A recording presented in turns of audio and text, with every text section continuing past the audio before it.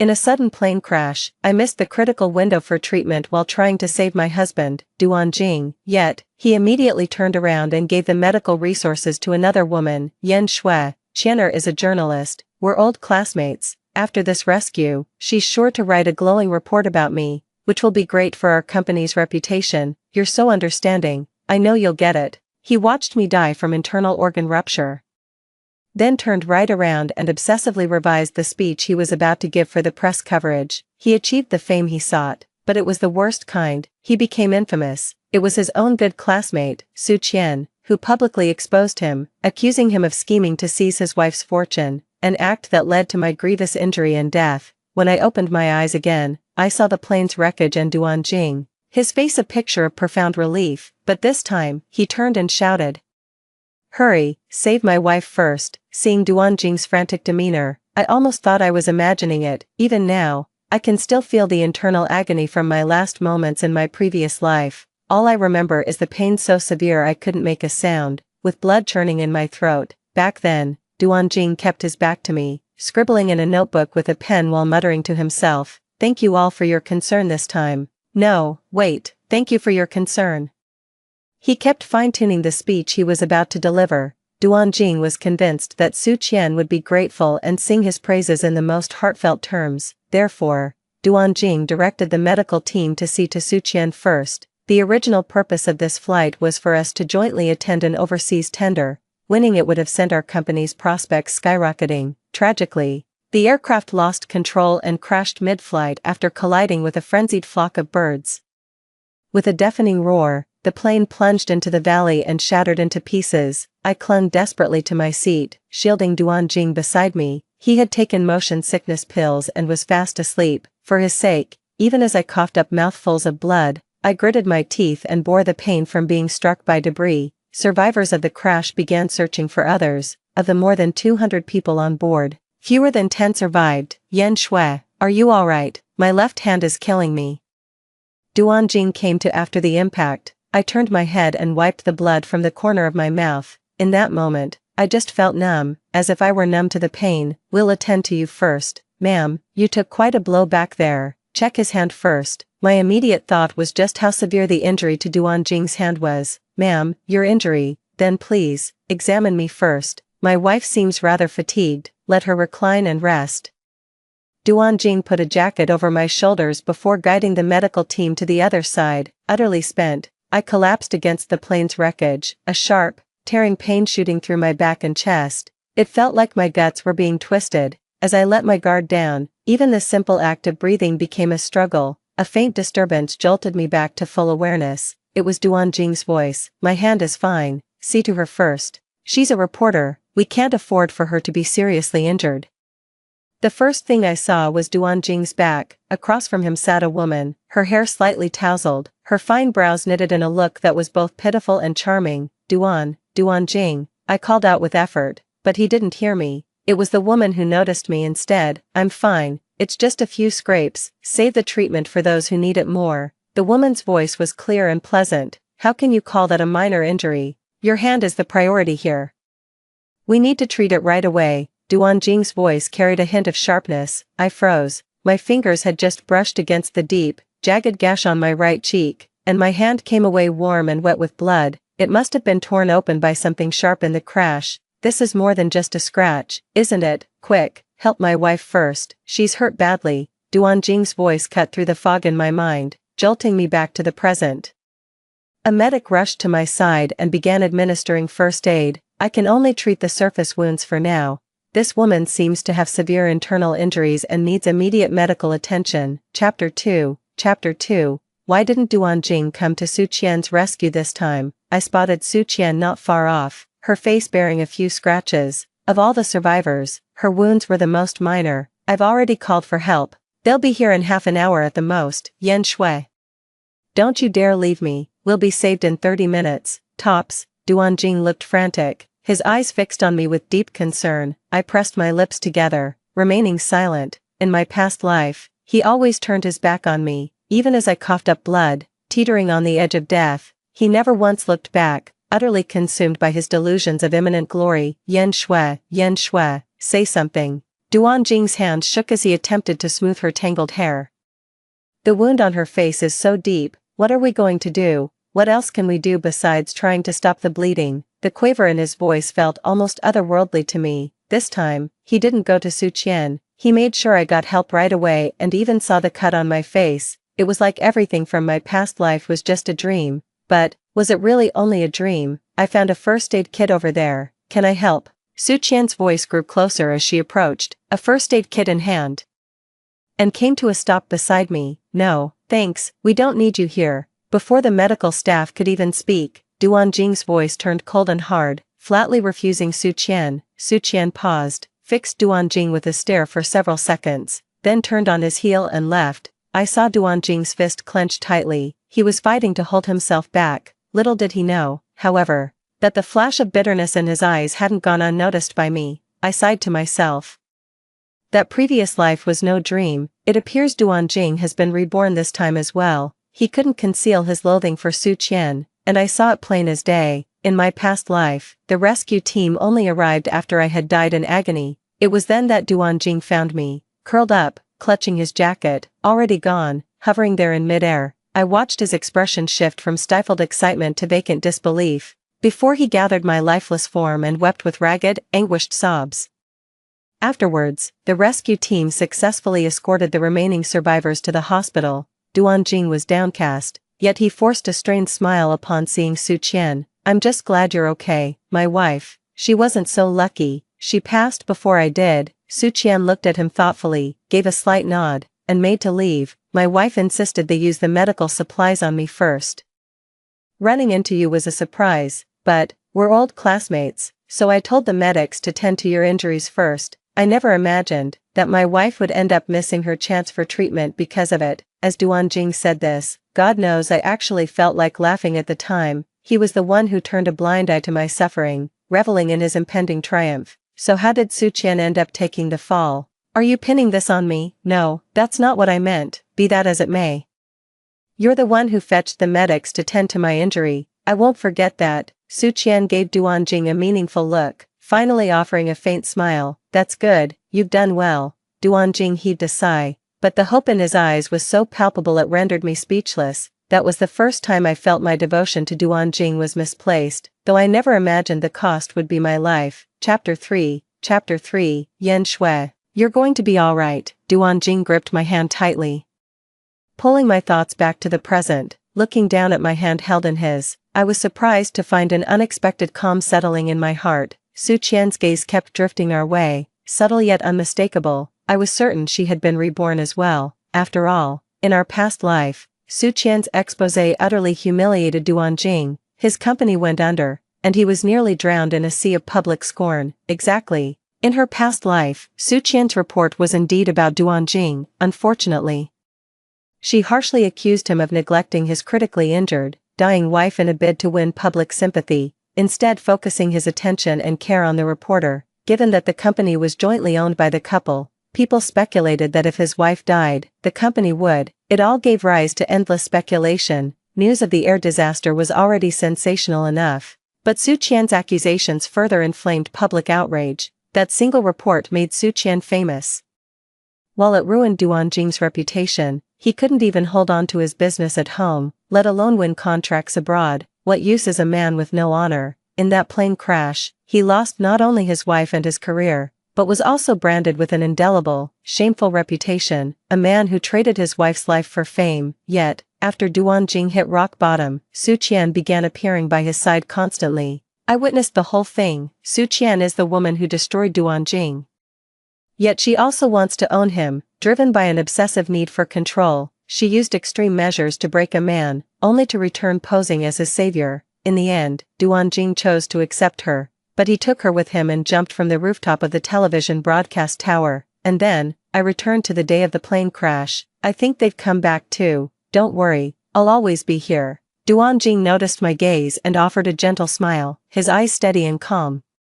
I leaned lightly against him, the sound of his heartbeat filling my ears. If not for the events of my past life, I imagine at this very moment, I would have been moved to tears, certain he was my destined love. What a shame, but in this life, I no longer wished to be with him. Getting prompt medical care is what saved my life. The gash on my right cheek was pretty deep, though, so a scar was unavoidable. Duan Jing was incredibly attentive during my recovery, hardly ever wanting to leave my side. The hospital staff couldn't stop praising him. Your husband is so wonderful to you, not like mine. He couldn't be bothered to visit me for over 3 days after my surgery. A woman in the hospital room was pouring her heart out to me. Duan Jing had wanted to put me in a private room, but I turned it down. I had been checking the news alerts on my phone. The media is all over this air disaster. It's a massive story, and they've already begun interviewing survivors. They're going down the list.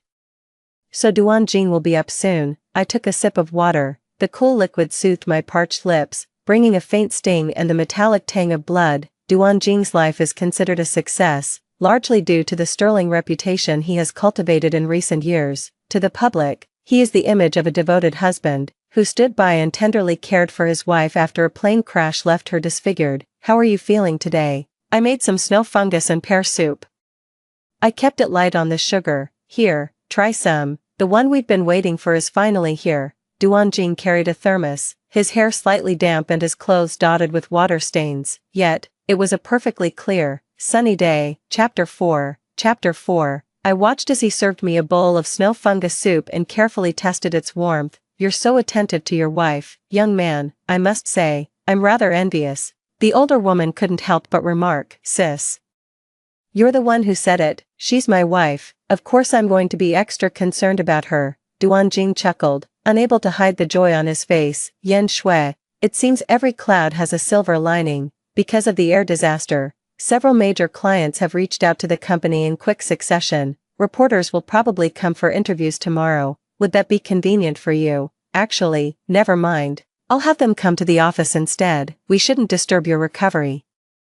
No wonder he seemed especially cheerful today. The TV station is coming. Does that mean I'll be on TV too? I don't mind at all, sweetheart. The lady next to me was even more excited than I was. In that case, you can come here tomorrow. I finished my white fungus soup and spoke softly. Don't worry, it won't be long. I shouldn't keep my wife from her rest much longer. Duan Jing gave my hand a gentle pat. I knew his thoughts had already raced ahead to tomorrow's television interview, and so, in a scene that must have appeared heartwarming to onlookers, Duan Jing and I were each adrift in our own thoughts. The more I dwelled on it, the sadder it felt. Duan Jing was there first thing the next morning, with breakfast and some fruit in hand. It was time to change the dressing on my face, even stitched shut. The 6-centimeter gash looked gruesome. A face is only so big. This scar, running from the bridge of my nose to the corner of my mouth, had pulled my features out of shape after being sewn up. This was my first time seeing my injured face. It felt like a sharp blade had been driven straight through my heart.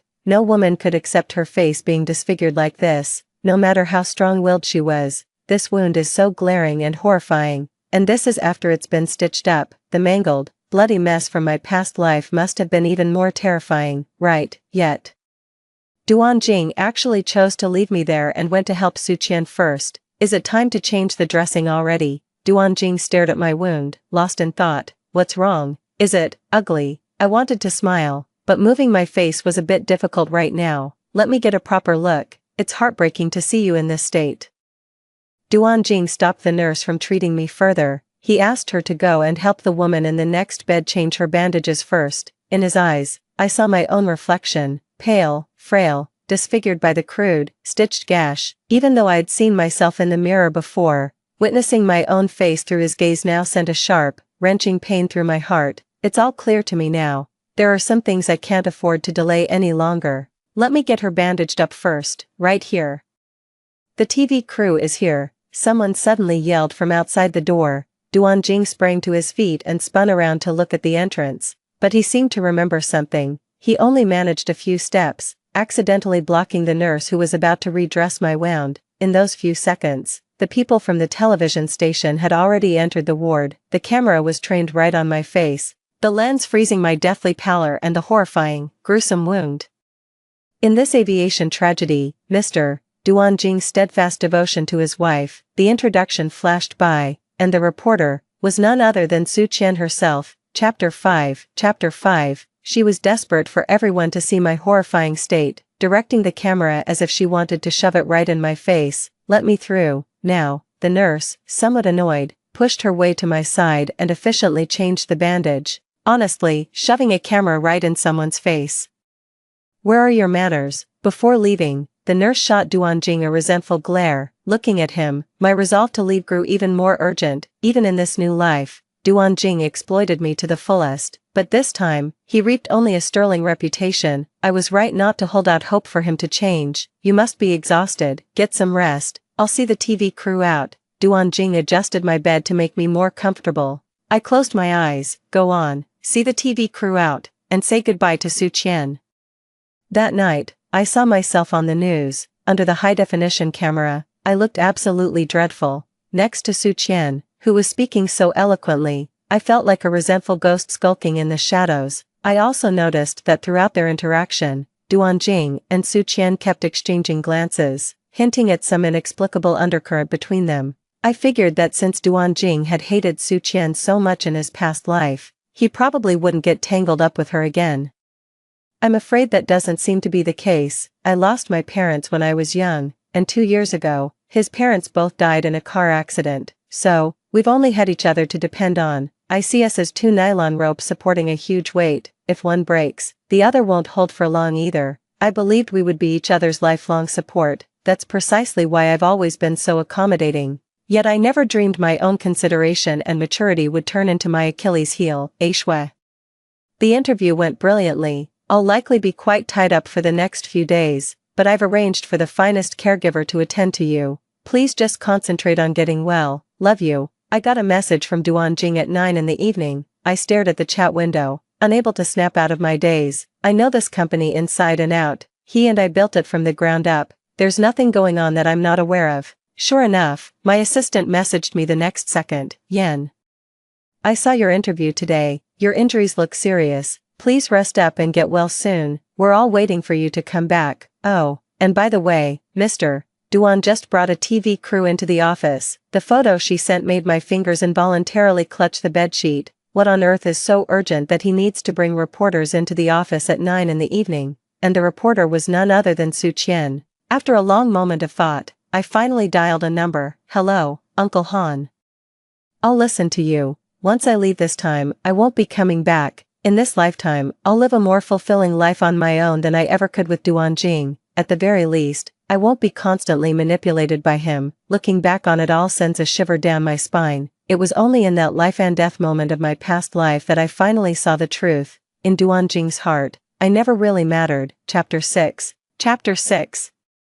The caregiver was incredibly kind and efficient in everything she did. "Ms. Yen, it's only been a week. Are you certain you need to be discharged?" Over the past week, Duanjing only came to the hospital twice, and each visit was no longer than half an hour. "Shui, this is absolutely a pivotal moment for the company. If we can seize it, we'll be set for life. We could just lie back and count our money for fun." "Shui, whenever I think about the better life you and I will have in the future, I don't feel tired at all." "Shui, you really get me. I knew you'd understand. Once you're better, I'll set work aside for a bit, and it'll just be the two of us." Every time, his words rang so true, and every time, he walked away without looking back. As luck would have it, I had a little time to get my papers sorted, and Uncle Han was already waiting for me outside. "Sis, there are still 3 days left on your schedule. Just think of it as me recovering perfectly here in the hospital. I'll pay you for the full shift. Of course, why don't you head home and spend some quality time with your kid? Don't worry about me." The caregiver's son had been sick, and she hadn't had a chance to go home and check on him. Hearing my offer, she seemed to hesitate. "It's fine, I'll sort things out with Duanjing." I had my mask on and was already changed into my clothes. "Oh, well, thank you, Miss Yen, I'll see you out." The caregiver began collecting my other things. "That's all right. Please keep anything here that you might find useful." I glanced at the nutritional supplements and the massage device Duanjing had sent over. All of it was top of the line. A gift from a heartless person isn't worth holding on to. "Oh, thank you, dear. You young folks certainly recover your spirits quickly." The woman in the neighboring bed thanked me with a broad, beaming smile. After saying goodbye to the nursing assistant at the hospital entrance, I saw Uncle Han already waiting for me a short distance away. "Miss, everything is ready." Uncle Han gave me a nod. A sudden wave of weakness washed over me. After being confined to bed for days, The simple effort of walking left me with an indescribable exhaustion. Steady now. Oh, your health is so fragile. We must see you properly rested and recovered once we're back. Uncle Han took a firm hold of my arm to steady me and helped me into the car. My phone stayed silent as I walked out of the hospital. It was like Duan Jing had completely forgotten about me. 3 days later, the nurse's call came completely out of the blue. By then, I was already at the overseas estate, swamped with paperwork. I was completely stunned. The couple who had raised me for 24 years weren't my birth parents, they were just the gardeners employed by my real family. I had been kidnapped by that gardener couple. Their own son had been caught stealing by my parents. In his shame, he ended his own life right there on the estate grounds. And so, through no fault of my own, disaster struck. Before I was even 3, I was taken back to their home country by the gardener and his wife. No wonder I always felt my parents didn't love me. Even though I was their only child, they were quick to hit or scold me, always saying that when I turned 18, I would finally prove my usefulness, but I was determined to make something of myself. Being quite independent, I started planning for my future early on. The only wild card was Duan Jing. Chapter 7. I met him in college, back when my adoptive parents were pushing me to quit school and fall in line with their plans.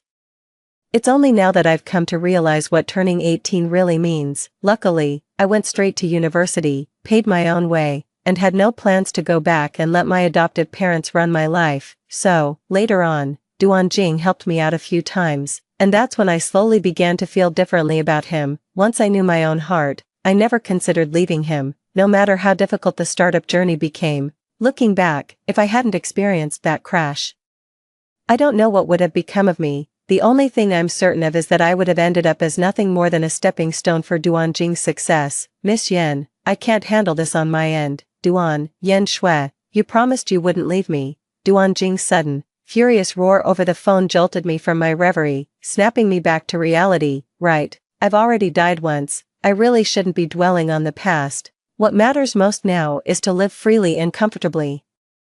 I don't believe you would betray me. Duan Jing's voice was laced with pain. I was confused. How could I be the one who betrayed us? You'd really run off with some old man and just abandon me. I was working my fingers to the bone for our future. My phone buzzed with a few messages. It was just a few photos of Uncle Han and me. They were snapped at the hospital entrance when he came to give me a lift and a helping hand. But the angle was so deliberately framed.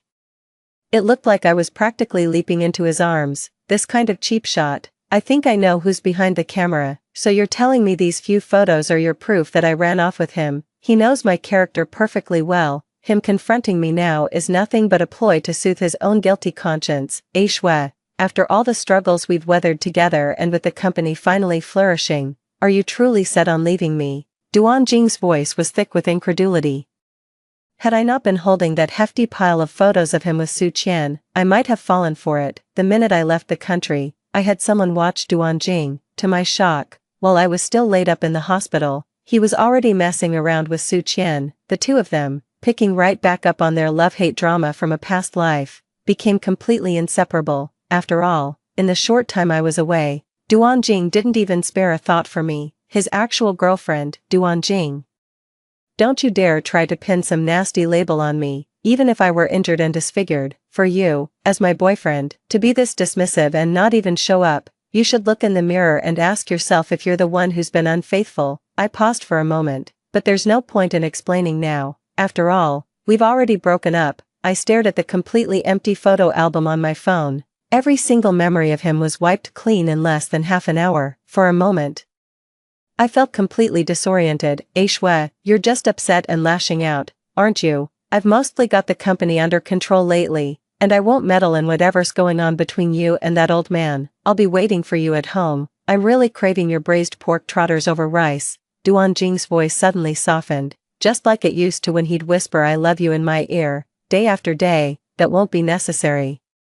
I'm sure Su Qian's feet taste far better than my pork trotters, don't you think? I snorted in contempt and slammed the phone down. I have no clue how those investigators got hold of such personal pictures. What followed was a complete whirlwind. If my adoptive parents hadn't died young, I likely never would have met my birth parents in this life. They brought it on themselves. Honestly, that pair wanted it all. Their greed came back to bite them, sparking the suspicions that ended up leading them right to me. To treat the injuries on my face, my parents assembled a top-tier medical team to conduct specialized research on my behalf, leading to a total transformation. It felt like shedding a layer of grime, uncovering a more beautiful self beneath. Meanwhile, I twirled the pen in my hand and circled the company's address. What's mine stays mine. Chapter 8, Miss. For your return home. You'll be staying directly at the hotel arranged by Madam. Uncle Han helped me with my suitcase. Having served as a butler for an aristocratic family for 30 years, the air about him was completely different from that of an ordinary person. I adjusted my sunglasses. What a coincidence. Isn't this the very hotel where Duan Jing and Su Qian are getting married? My mother must have found out about the situation between Duan Jing and me. That's why she called me back to the country at this exact moment to handle some business. Uncle Han, just make the arrangements as you see fit. I gave a slight nod. In just 2 months, I had been completely reborn, transformed. My words and actions were now graceful and composed. I no longer have to worry about others judging my work with a critical eye, scrutinizing whether it's perfect or not. As for the company Duan Jing and I co-founded, after I left, he completely erased any trace of my involvement and brought Su Qian in to get familiar with the operations. Although my few loyal supporters were indignant on my behalf, they held their ground, all because I vowed to come back and reclaim what was rightfully mine. That's why they willingly became my informants. The evidence I've gathered on Duan Jing is enough to put him behind bars for a very, very long time. As a journalist, Su Qian is no stranger to shady tactics, compared to mere disgrace. She should probably be more worried about whether she'll make it out alive. After all, having that many enemies come knocking at once is no laughing matter. That's why I made a point of delivering my gift on the very day of their wedding. Pathetic, isn't it? Duan Jing and I were together for 7 years, yet he married Su Qian after just 2 or 3 months. A wedding today, huh? Let's see if their fates are strong enough to handle it. I looked at the wedding photo of Duan Jing and Su Qian embracing each other in the reception hall. Even though her dress was a loose-fitting style, I could still tell her pregnancy was starting to show. Thank you all for coming to celebrate the marriage of Mr. Duan Jing, and the master of ceremonies was in full flow. But just as he asked the bride if she was willing, I hurled my wine glass at Su Qian's feet. The spotlight hit me, and I slowly took off my sunglasses. I refuse. My lips parted, and the sound of my voice made Duan Jing's eyes go wide. He stared at me as if he'd seen a ghost. Yan Shui, is that really you? My voice remains the same, but this face has undergone a complete transformation compared to before. Su Qian's pristine white wedding dress was stained with red wine from the glass I shattered. How dare you show your face? You abandoned the man who took such good care of you, ran off with that old man, and now you have the nerve to come back on his wedding day. Su Qian stared daggers at me, and the words she spat out sent a wave of murmurs through the onlooking crowd. Typical reporter, a few choice words and you've painted me as the villain who dumped a good man. But are your own hands really that clean? Some journalists will do absolutely anything to get a juicy story. The sweet wedding photo on the hotel's big screen suddenly switched to a much more intimate shot. I was considerate enough to blur it, of course, leaving only Su Qian's face clearly visible. In an instant, Duan Jing's face turned a sickly shade of green, like a turtle that's been dead for 3 days. The way his gaze lingered on Su Qian's stomach said it all. A silent, unmistakable message. Duan Jing, my feelings for you are real, so you're not denying any of it happened, I said with a smile, cutting straight to the heart of the matter. Duan Jing's face was ashen, his eyes fixed on me with an unblinking stare. Yan Shui, you were the one who broke up with me. Why are you making such a scene now? You never denied that you left me for that old man while we were still together, did you? I simply looked back at him, my expression calm. This man, whom I once loved to the very marrow of my bones, for whom I willingly gave everything, now he's protecting another woman, a woman who, in a past life, ruined him utterly and left him to die in disgrace. Then I hope the child in her belly is truly yours. I smiled.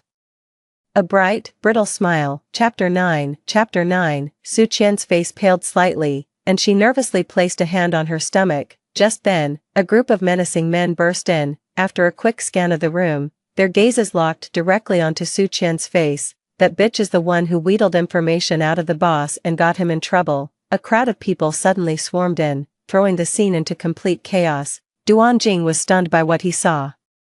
It finally dawned on him that Su Qian was fiercely ambitious, willing to use any means necessary to dig up information for her reports, and her own body was her greatest asset. I just leaked a bit of information, revealing Su Qian's disguise. A whole crowd showed up at her door. Just goes to show how many enemies she's made over the years. Duan Jing completely broke down when a pot-bellied man roared and slammed a stack of prenatal reports into Su Qian's face. Yan Shui, you knew all along.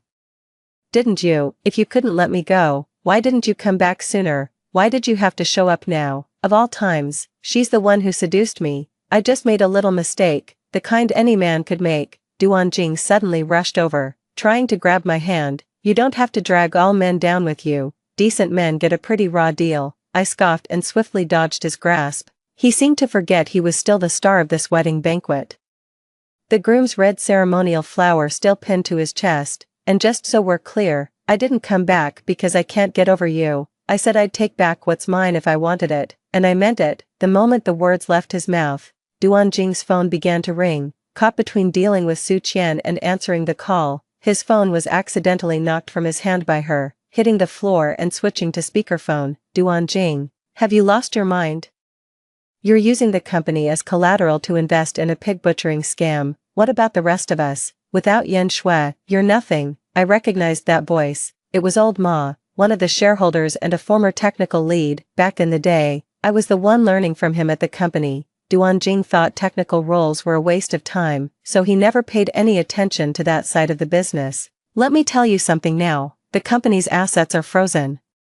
Forget about pulling money out, you can't even fucking pay the staff, and you had the nerve to take Yan Shui's share too. Duan Jing turned deathly pale. The look he gave me was full of chagrin, as if he was mortified to have this disgraceful behavior exposed in front of everyone. I couldn't care less. We were in love once. It's true, the pity is, he always wanted something better, not to share it with me, but to have it all for himself. Hey.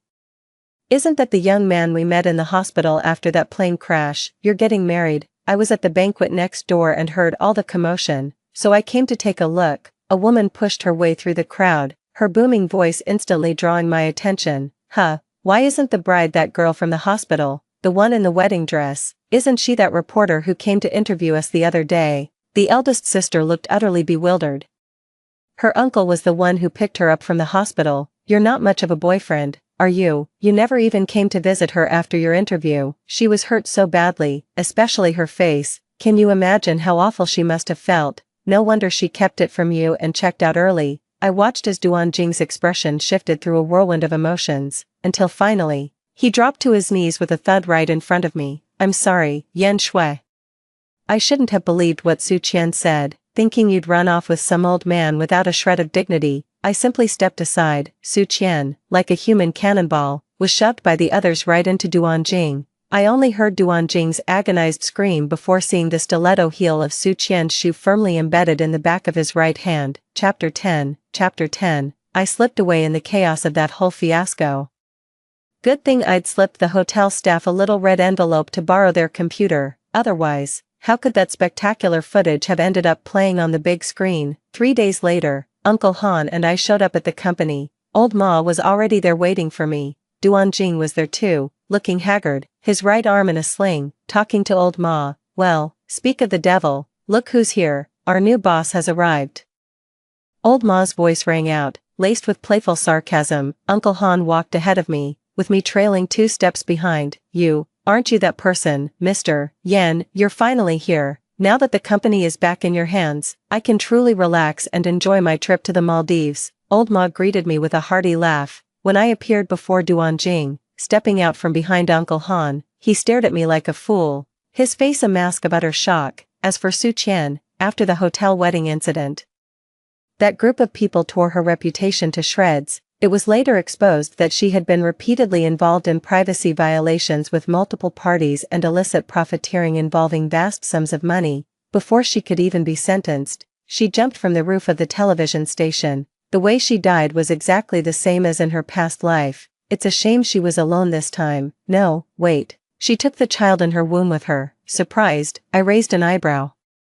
Watching Duan Jing's stunned expression, our office was on the 33rd floor, the top floor. Back then, Duan Jing and I only decided to rent this place because the rent was cheap. Now, exactly 3 years later, the lease is up. Yan Shui, please give me another chance. I promise I'll listen to you this time. Duan Jing's eyes were fixed on me, pleading with me for the first time, having shed all his pride, but I've already died once. My heart died in my last life. I can't make peace with the version of myself who died so tragically in my past life. Yan Shui, are you really this heartless? I'll jump from here, I swear, and you can forget about keeping this company. Perhaps seeing my lack of reaction, Duanjing suddenly became agitated and rushed towards the operable vent window. I was left utterly speechless by his ridiculous stunt. Uncle Han stared at Duanjing expressionlessly, while Old Ma simply turned his head away. Only Duanjing was looking at me with eager, pleading eyes. Duanjing, you know what? I quickly closed the distance between us by a few steps. Su Qian jumped from the roof of the TV station. Duanjing shook his head dismissively. I don't care about a woman like that. Did you even hear what I just said? But wasn't it you who jumped with her in your last life? I cut him off. Duanjing let out a strange, strangled sound, like a duck being choked.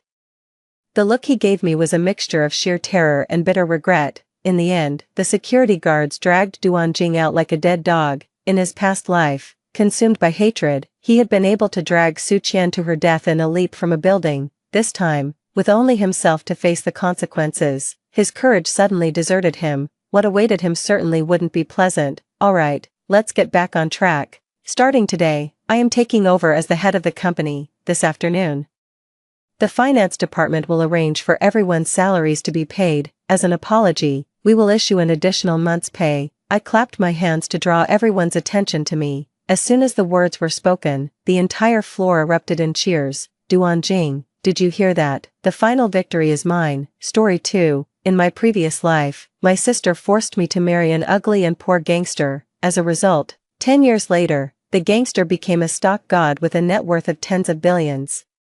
And I also enjoyed wealth. After her rebirth, the elder sister grabbed the gangster's hand first and was determined to marry him at all costs. But she didn't know, the real stock god is me. Her man can't do anything and is just a puppet I put on the stage. When I was reborn, I was in a dimly lit gymnastics equipment room. The figure in front of me is my husband from my previous life, Zhao Xian. He tore off my clothes and put his face close to my neck. I feel weak all over. In the midst of the chaos, I struggled to realize that time had gone back and I was 17 years old again, back to the day when my sister Qi Yunyun drugged me. As I watched my clothes being completely torn off by Zhao Xian, the door of the gym was suddenly knocked open from the outside. A man rushed in. It's Qi Yunyun. She seemed to have run all the way here. Her hair stuck to her face with sweat. She didn't bother to tidy it up and came up to hug Zhao Xian tightly. Xian, don't be with her, you are mine. It suddenly dawned on me, Qi Yunyun and I were reborn together, too. In the previous life, Qi Yunyun liked the school hunk, but the school hunk wrote me a love letter. Qi Yunyun was jealous and crazy, so she drugged me and forced me to marry Zhao Xian, the worst gangster in the school. As a result, more than 10 years later, Zhao Xian became the Q god, a tycoon in the investment industry with a net worth of tens of billions. And I also became a wealthy wife enjoying all the glory.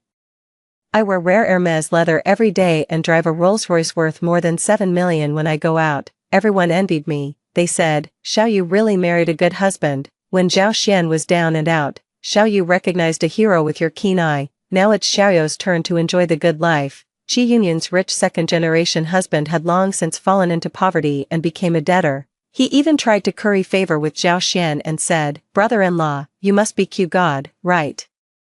I really admire you. Can you guide me when I invest? Every time Qi Yunyun looked at me, there was uncontrollable jealousy and deep regret in her eyes. Sure enough, at a family gathering, after Zhao Xian said he wanted to go to the bathroom, I saw Qi Yunyun following him in the corner. I walked into the dark corner of the corridor and heard my sister's drunken voice through the thin door. Ah Xian. It was obviously me that you liked back then. The sister hugged Zhao Xian and tried to kiss him.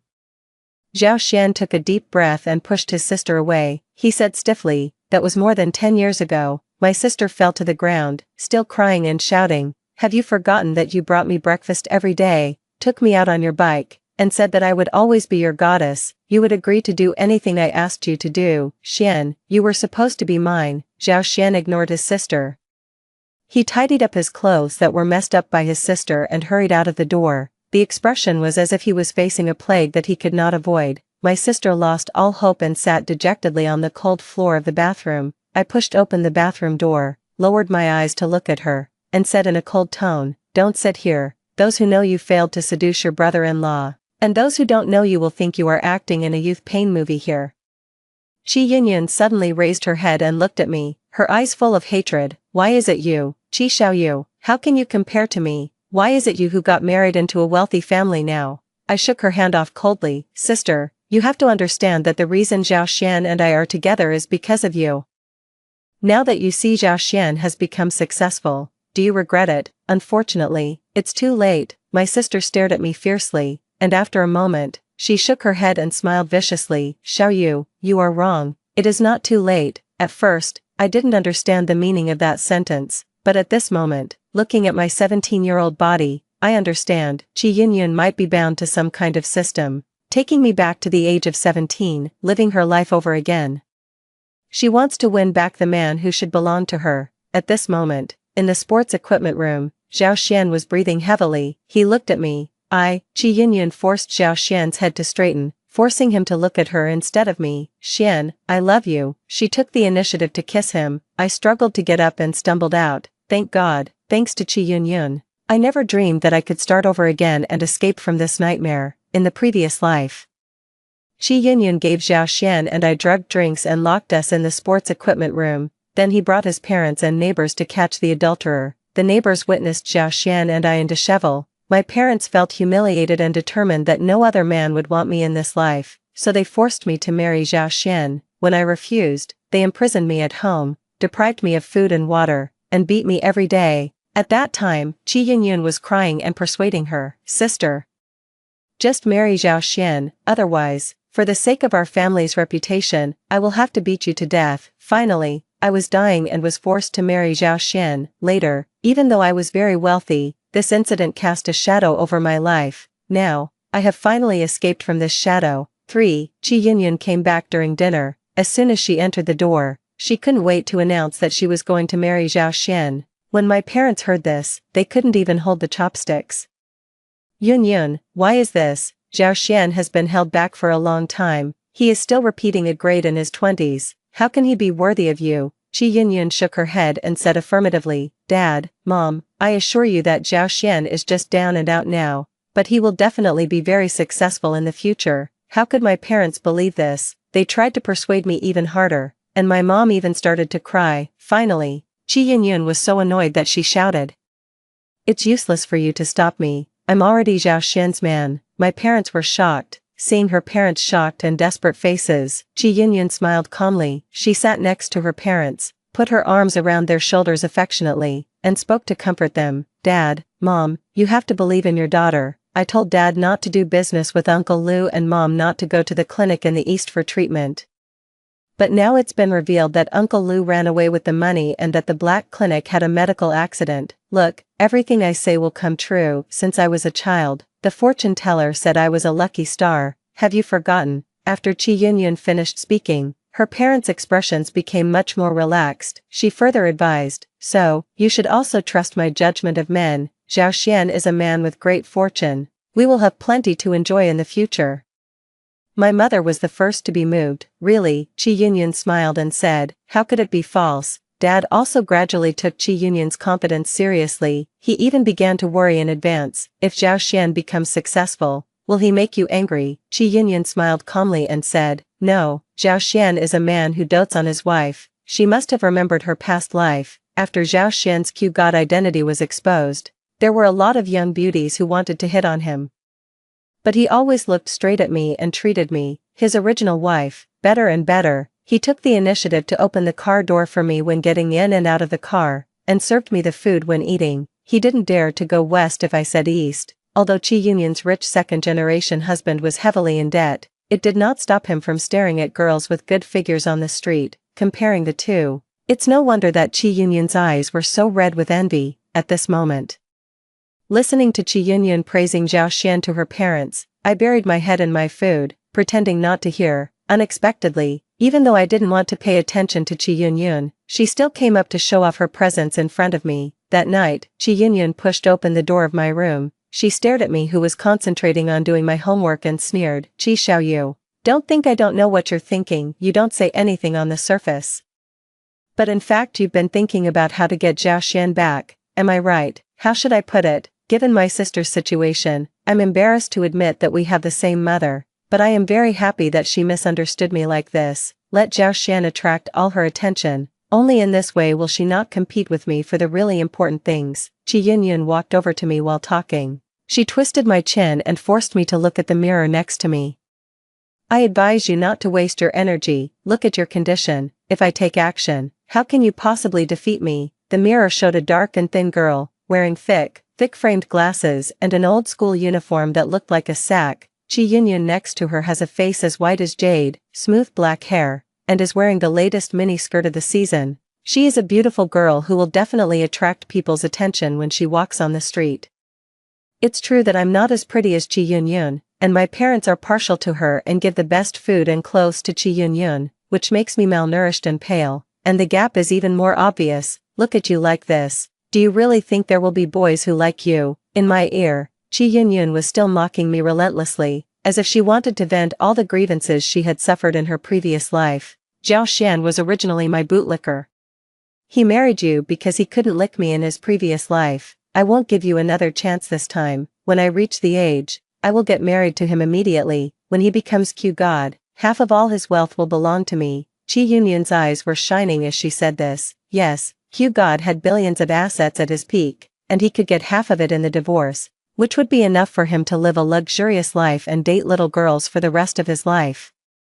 I twirled the pen in my hand and lowered my head deeply. Qi Yunyun thought I was hit by her, but in fact, I lowered my head just to hide the smile on my lips. Dear sister, I love your contempt for me. It is precisely because of this deep-rooted contempt that even if you were reborn 10,000 times, you would never have thought that the real Q God is me. Yes, I am the big boss who started from scratch with wisdom, courage and luck. First, I won huge amounts of money in the stock market, and then I invested heavily in Bitcoin at the best time, completely realizing financial freedom. Since my SMUF ID on the investment forum is QWERTY, which is casually typed on the keyboard, I am called Q God. Too many people are curious about Q God's true identity, and I know I can't always hide behind the scenes, so I pushed Zhao Xian to the front of the stage and made him my puppet. In other words, a scapegoat. After all, our circle is full of ups and downs. Being suddenly rich will make you the target of everyone's jealousy, and being suddenly poor will breed many desperate criminals. During those years,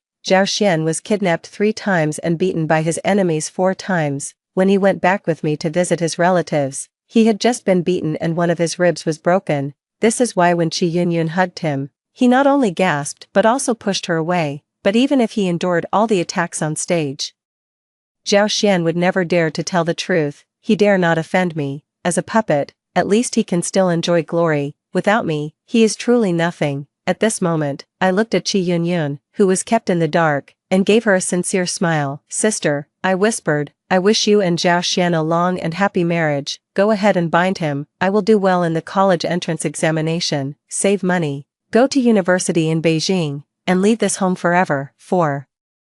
I sincerely hope that Zhao Xian can be together well with Qi Yunyun. However, after school, I was stopped by Zhao Xian. He rode his bike across from me and whistled at me like a gangster. Xiaoyu, you look pretty today. Why are you wearing such pretty clothes? I took a step back, feeling a chill. I know Zhao Xian's nature very well. He is a complete and utter rotten person. In the world of bad people, the ones who haven't slept with are always the best. This person was my sister in my previous life.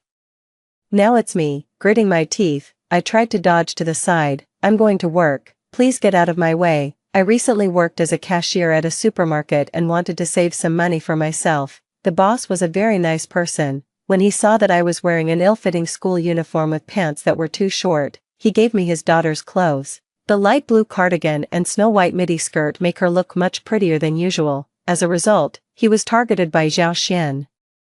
At this moment, he came up with a playful smile. Work? What kind of work? I have work here. Do you want to work? As he spoke, he tried to move his body closer. I suppressed my nausea and quietly reached into my school bag, grabbing the scissors for self-defense. However, before I could take out the scissors, a figure rushed out from the side. She pushed me aside fiercely and stood in front of Zhao Xian to protect him. Qi Xiaoyu, why are you rubbing against Xian? She said loudly, pointing her finger at my nose. You seduced your sister's fiancé. How shameless of you. Zhao Xian stood in the distance, touched his nose, and said, I just happened to meet Xiaoyu while riding my bike, and she wouldn't let me go. When Qi Yunyun heard this, he became even more furious. Qi Xiaoyu, you are still so evil, why don't you look in the mirror and see how you are worthy of Zhao Xian? I'm going to marry Zhao Xian for the rest of my life, if you dare to seduce him again.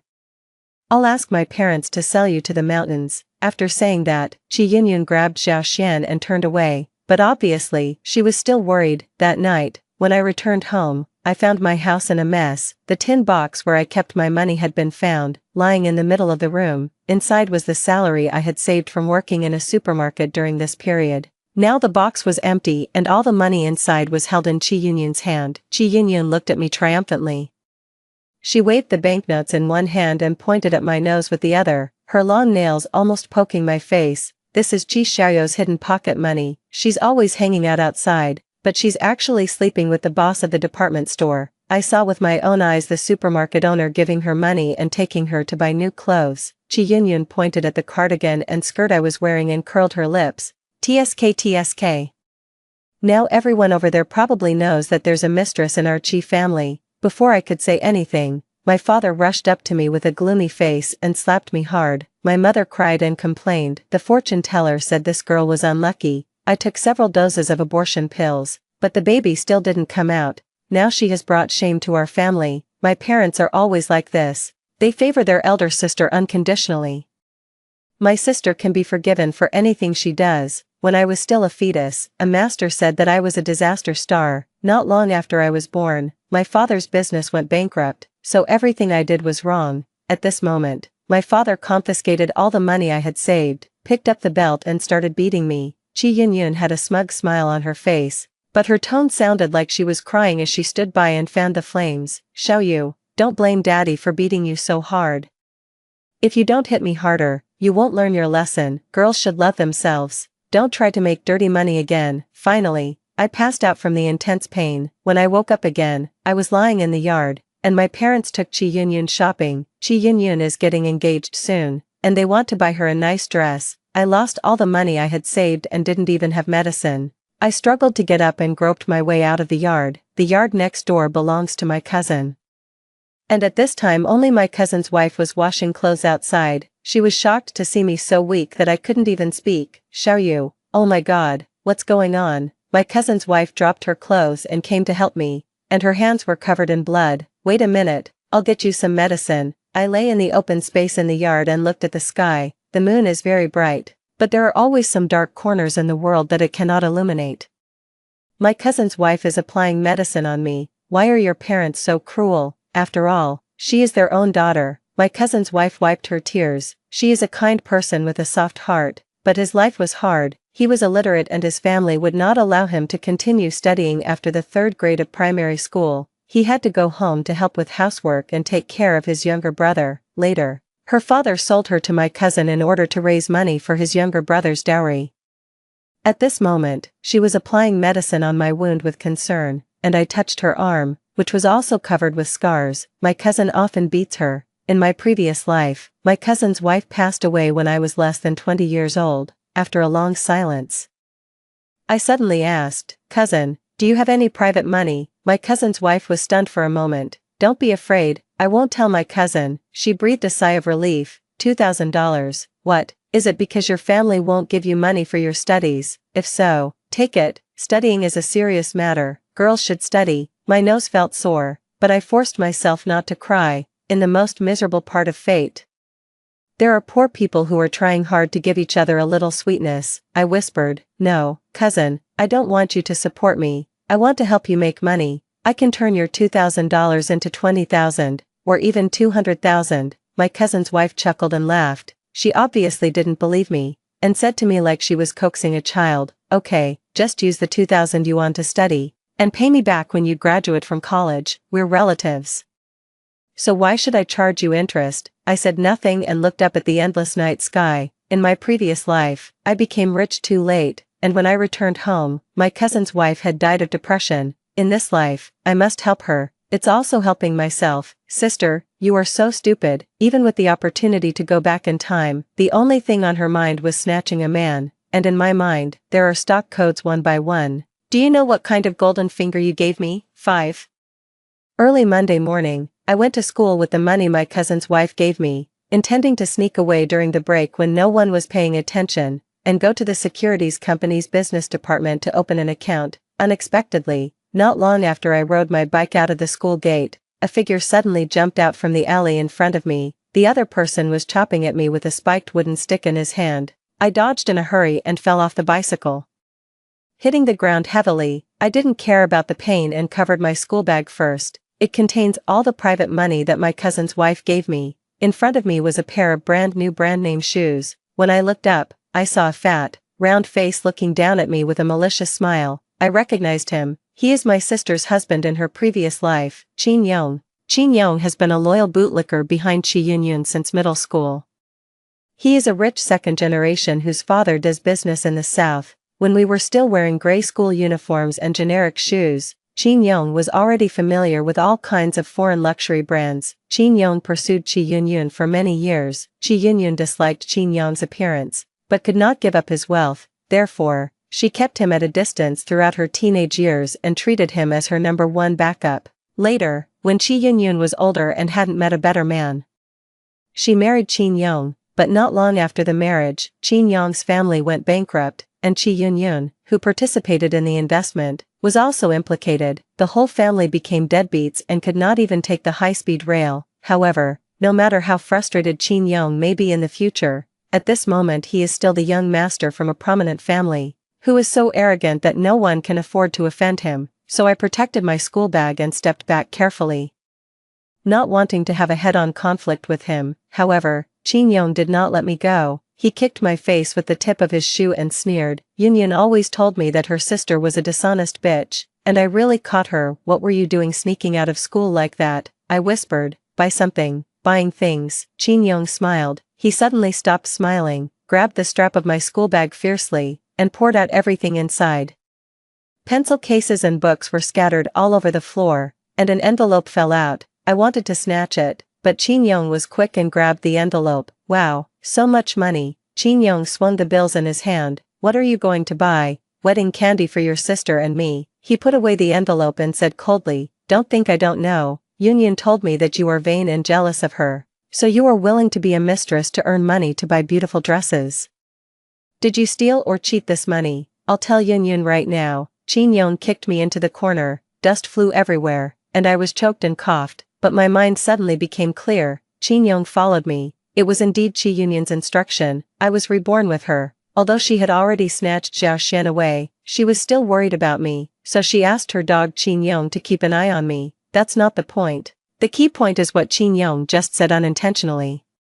Buy wedding candy for your sister and me. I burst out laughing. Very good. Chin Yong really didn't know that my sister was already together with Xiao Xian. Come to think of it, he still has some use to Chi Yunyun. If Chi Yunyun tells Chin Yong that she is going to get engaged to someone else, how could Chin Yong still work for her? Chin Yong was originally planning to turn around and leave, but suddenly he saw the smile on the corner of my mouth. He couldn't help but frown. What are you laughing at?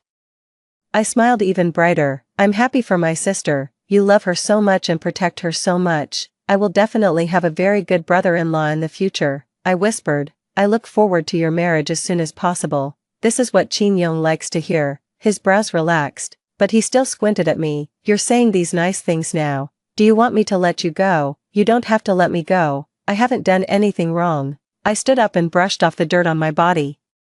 This money was given to me by my cousin's wife. She heard about my sister's wedding and asked me to buy some gifts for her sister. Chin Yong's eyes suddenly changed, and he frowned. What's the good news? I pretended to be confused. I don't know either. But I heard from my parents that they plan to arrange a marriage for my sister before she goes to college. After all, we know each other well in our hometown, and we are childhood sweethearts.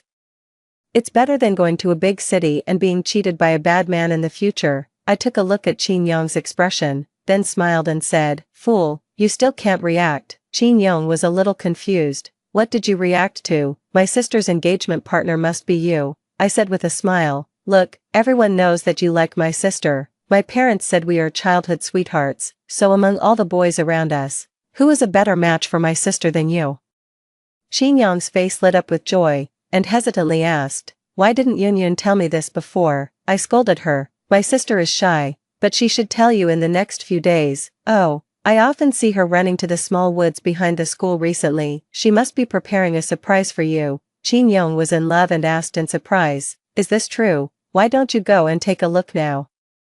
I held out my hand to Chin Yong. Give me the money. I still need to go pick out a dress for my sister, brother-in-law. Do you like pink or blue? I'll pick according to your preference. Chin Yong was so happy to be called brother-in-law that he didn't think much and directly slapped the envelope into my palm. Pink. After saying that, he ran towards the school. He was probably anxious to see what surprise Chi Yun-yun had prepared for him. I smiled, got on my bike, and was in such a good mood that I even whistled. This surprise will definitely make Chin Yong unforgettable for the rest of his life. 6. I rushed to the securities company and my cousin's wife was already waiting anxiously at the door. It was her first time in the trading hall. Looking at the various colors and numbers on the screen, she felt completely confused. Xiao Yu, do you understand this? I don't even have to look. From the time I bought my first stock, the market trends for decades to come are like something engraved in my mind, and will never be forgotten. I didn't say this to my cousin's wife. I just smiled and said, I understand, just trust me.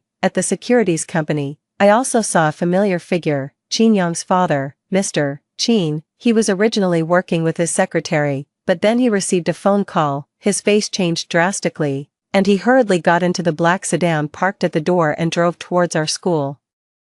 I stood at the door and watched the car disappear in silence. After finishing the formalities, my cousin's wife came to me and asked, what are you looking at? I looked at the sky and said, nothing, the weather is going to change. The situation has really changed. With my help, Chin Yong rushed to the grove with great interest, waiting to see the surprise that Chi Yun-yun would give him. As soon as he entered the grove, he heard an indescribable sound. When he looked again, he found that the protagonist was his goddess Chi Yun-yun and the gangster Zhao Xian, whom he had never looked at before. This can be said to be the greatest stimulation Chin Yong has ever experienced in his life in the past 20 years. By the time he reacted, the sound of the ambulance had already echoed all around. Zhao Xian was beaten up so violently by him that he was sent directly to the hospital for emergency treatment. When I rushed to the hospital, Zhao Xian had already woken up, but was wrapped in gauze like a dumpling, lying on the bed, unable to move. This scene is quite familiar to me.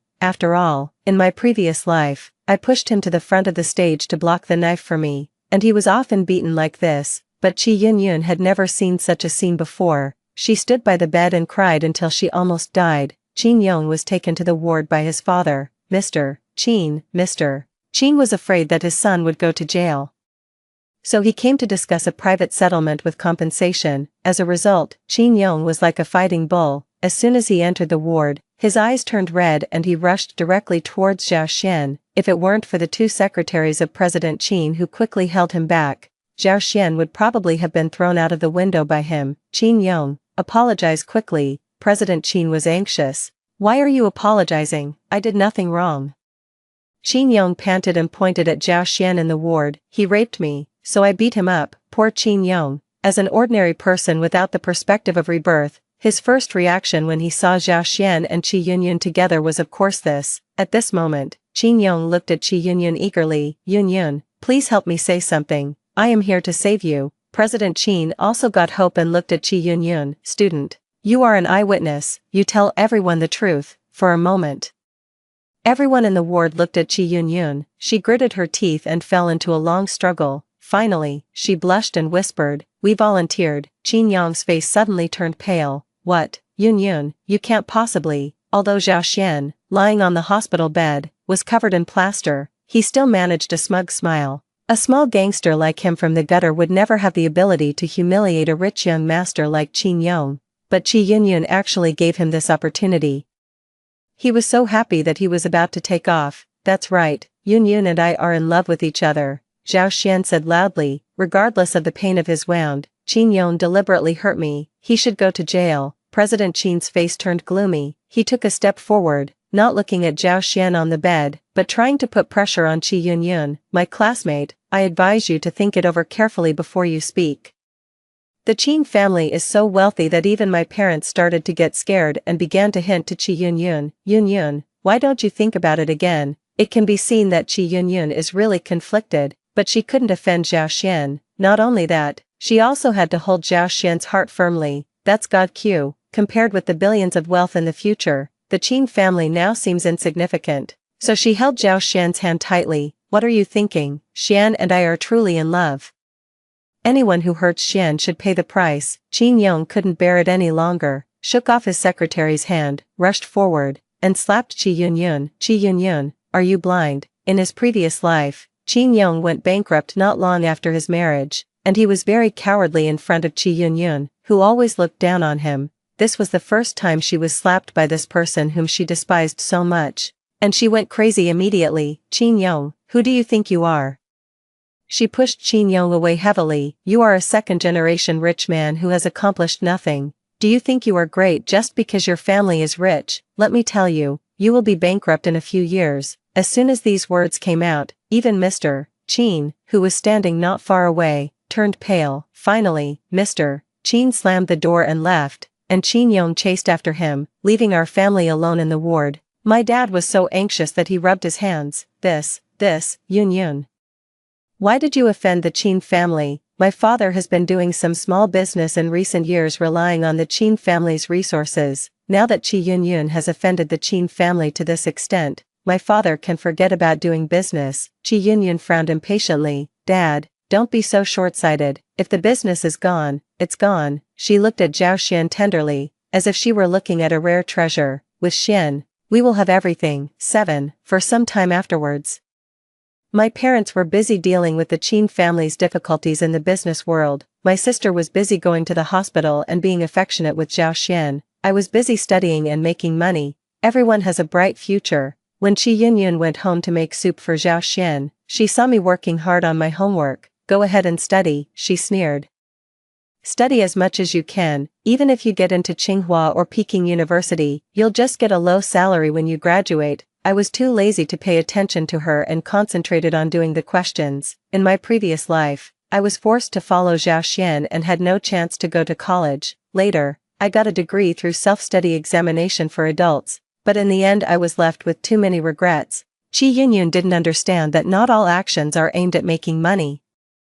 Money is a tool to obtain happiness, not happiness itself. For example, I want to experience 4 years of study, have a campus romance that has not been polluted by society, chat about gossip and the future with roommates in the dormitory, and have a midnight snack with friends in the club after the activities. These are the joys that I did not experience in my previous life. After Qi Yunyun left, I reunited with my cousin's wife. She covered the lower half of her face with a silk scarf, and my baseball cap was pulled down very low, and we both looked like thieves. I bought and sold according to your instructions, said my cousin's wife. This is your money. She handed over a passbook. I was surprised to find that except for the original 2,000 yuan, my cousin's wife gave me all the money. What are you doing? I said. This is all the profit earned from your capital. It's your money. I'll just take a cut. My cousin's wife waved her hands and said, I didn't do anything.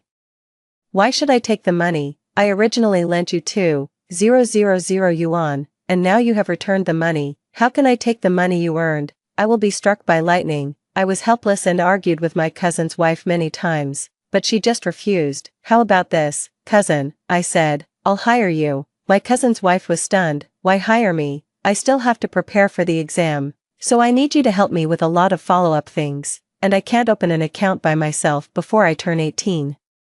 So I still need to use your account to operate. I said. You should charge me a commission for this part. My cousin waved her hand. We are all relatives. I grabbed her hand and said, besides, when I graduate, I will have my own business, and I hope you will be my BD then. My cousin's wife opened her eyes wide. What is BD? I said. Business development. You are outgoing, good at speaking, likable, and good at building relationships. I think this job is very suitable for you.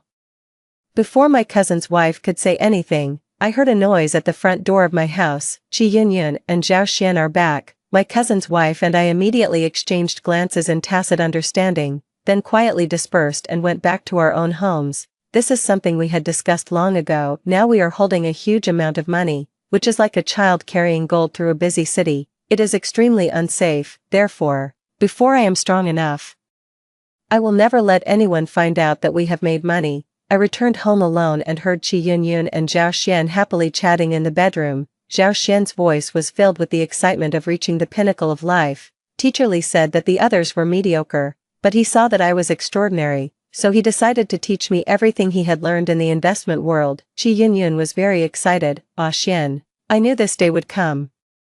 I peeled an apple in the kitchen and started eating it. Oh, Teacher Li, I know what's going on. In the previous life, my parents paid to send Qi Yunyun to a private school in Beijing to study preparatory courses, but she did not meet Teacher Li, but I did encounter it. Mr. Li is well dressed, always wearing a three-piece suit and vest, and speaks fluent English. It is said that he just came back from Wall Street. He has a strong personal charm and is good at giving gripping speeches. In his speech, Mr. Li said that he has completely achieved financial freedom and his current goal in life is to help his fellow villagers get rich together. It can be said that the appearance of Teacher Li perfectly met Qi Yunyun's expectations. After all, Zhao Xian started out as an uneducated gangster, but in the future he became a Q god worth billions. This kind of change is like a young boy with poor talents finally growing up to become a great hero. During this process, there must be some golden finger events such as picking up martial arts secrets and getting guidance from masters. And now, Qi Yunyun has been waiting for a long time, and finally got this golden finger. We will go see Teacher Li again tomorrow. Xian, just study hard with Teacher Li and don't worry about anything else. Zhao Xian looked embarrassed, but the 60,000 yuan apprenticeship fee that Teacher Li mentioned. Qi Yunyun gritted her teeth and said, I'll help you. The apple in my mouth almost hit my teeth. I know Qi Yunyun is not very smart, but I didn't expect the brain to be so smooth. Yes, if you can attribute all your failures in your previous life to not choosing the right man, then you will naturally believe that all your chances of turning things around in this life lie with Mr. Li, a Wall Street elite who charges 60,000 yuan for his apprenticeship fee. I also met Teacher Li in my previous life. At that time, Zhao Xian was so excited that he was determined to make a fortune by following Teacher Li. I stopped him. I was actually just a young girl with little social experience at that time, but I could still tell that something was wrong with Teacher Li. For people who can really make a lot of money, time is extremely precious to them, so why would they come out to teach us how to make money? Moreover, he is so rich, why would he charge us 60,000 yuan as a teaching fee? At that time, Zhao Xian scolded me for being narrow-minded. Don't use your petty mind to speculate on Teacher Li's realm. He has long wanted to stop making money and just wants to help us get rich. This is to save all living beings and accumulate good karma for his next life. Then he still charges 60,000 yuan for apprenticeship. This is just a screening process. Teacher Li wants to see our sincerity. In the end, since I gritted my teeth and refused to agree, Zhao Xian went to find Teacher Li himself.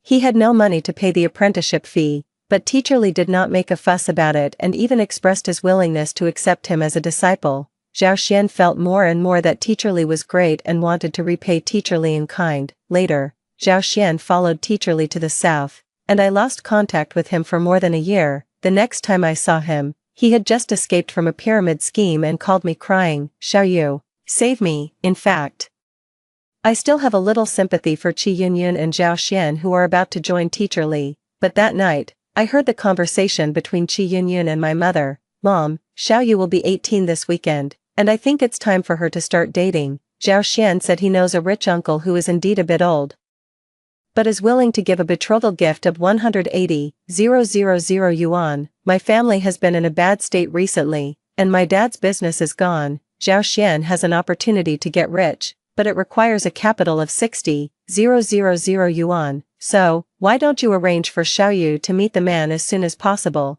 If she's satisfied, you can transfer the betrothal gift. It turns out that Qi Yunyun's way of getting the 60,000 yuan apprenticeship fee was to sell me out.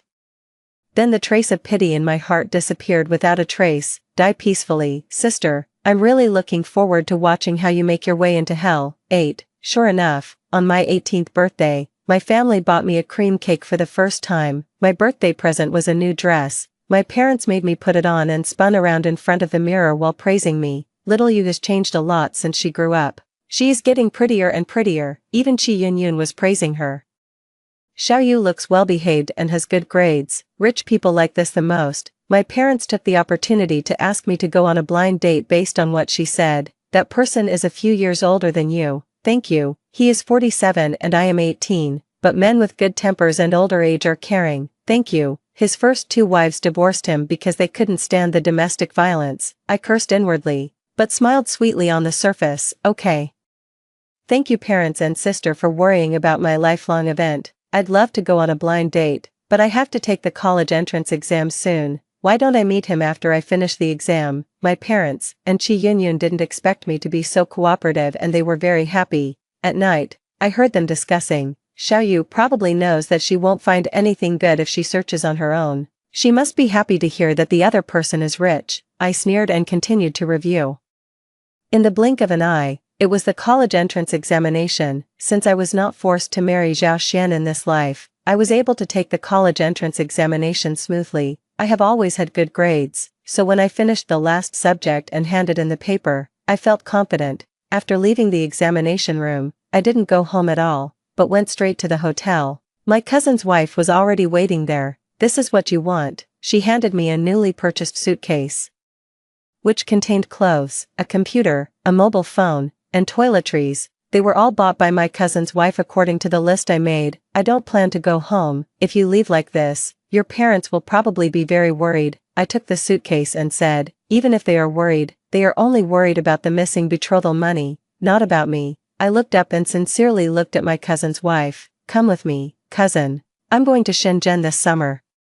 There are many opportunities there. You can be my BD and we can make a lot of money together. My cousin's wife, who was used to doing housework, held the corner of her clothes tightly with her hands. I could see that she was scared. After a long while, she sighed. Xiaoyu, go away. You are someone who can do great things, but I can't do that. 9. Cousin's wife. Li Weining said goodbye to Qi Xiaoyu and returned home alone. Walking and crying all the way, she hated herself. But she didn't know what she hated about herself. She is not a brave person and has been accustomed to following other people's orders for the first half of her life. Her parents told her not to study anymore, so she stopped. Let her stay at home to take care of her younger brother, and she will become his second mother. She was asked to marry in exchange for money for her brother to marry. So she married a husband who loved to beat people. She does whatever her husband asks her to do. It seemed that everyone around her was like this and no one resisted. The only one who taught her to resist was Qi Xiaoyu, but she was just a little girl who had just turned 18. Little girls are always full of innocent courage. She hadn't had the courage when she was a little girl, and she has even less now that she's so old. Li Weining returned home. The house was in a mess, with the husband lying on the mattress surrounded by wine bottles. As soon as she came in, a wine bottle flew over and hit the door frame, with broken glass all over her. You just came back now. You want to starve me to death. Such conversations happened every day, and Li Weining went to the kitchen to cook with her head down. She chopped the chopping board loudly, trying to cover up her husband's scolding with the sound of cutting vegetables, but the insults still continued to flood into her ears. You are unemployed. You don't bring any money home. You eat and live at my expense. So you have to take good care of me, and stop fooling me with your cyst medical records. I'm telling you, if you don't have a son this year, I'll break your legs. Li Weining cut vegetables in silence. An indescribable warmth surged in her heart, and her hands cut faster and faster. She remembered many things, thinking of her passbook. Her husband only gave her 1,000 yuan for household expenses every month and scolded her for not knowing how to live. But now she has 100,000 yuan in her account, which was left to her by Qi Xiaoyu. She remembered Qi Xiaoyu's words. Cousin, awakening is a long process, but also a sudden moment. We all thought that if we gave in a little, we could get by, but it doesn't work. There will be a moment when you feel like, screw it, I quit, then you will enter a whole new world. Li Weining was cutting potatoes when she heard the man yelling. Are you done? I asked you to cook. Why are you dawdling in the kitchen? Do you want to starve me to death? You've been running outside all day long recently. You should be tied up with a dog chain. Li Weining suddenly chopped the chopping board with a knife. She said, fuck it. It was a strange afternoon. Li Weining's husband suddenly found his wife, who was known for her good temper, rushing out of the kitchen with a kitchen knife in her hand. She yelled, fuck you, I quit. Li Weining rushed out of the house. She left everything behind, and she was wearing only slippers and an apron, taking nothing with her. There are many things behind it, her carefully managed home, her marriage, and her original family, but she didn't even look back. She was running on the road, with only a huge sunset in front of her, but she felt strongly, she is heading towards a new world. 10. When I was about to leave the hotel and go to the train station, my cousin's wife came running over. She lost one of her slippers while running. Her hair was messy, and she still had an apron tied around her waist. She rushed over breathlessly. Xiao Yu, I've made up my mind, I want to go with you. Me, put down the kitchen knife first and talk. My cousin Li Weining was cutting vegetables in the kitchen on the day she bid farewell to the old world. She was so excited that she forgot to put the kitchen knife down. Thanks to the kitchen knife, her cruel husband didn't dare to stop her, and she was able to escape from home safely. I went to buy my cousin's wife a pair of new shoes, and then went to buy her a train ticket. My cousin's wife kept looking at me with sparkling eyes. Xiao Yu, didn't you ask me to be your baby before? Is there anything I need to learn, even though I'm old? I can learn it, it's BD, I corrected my cousin's wife.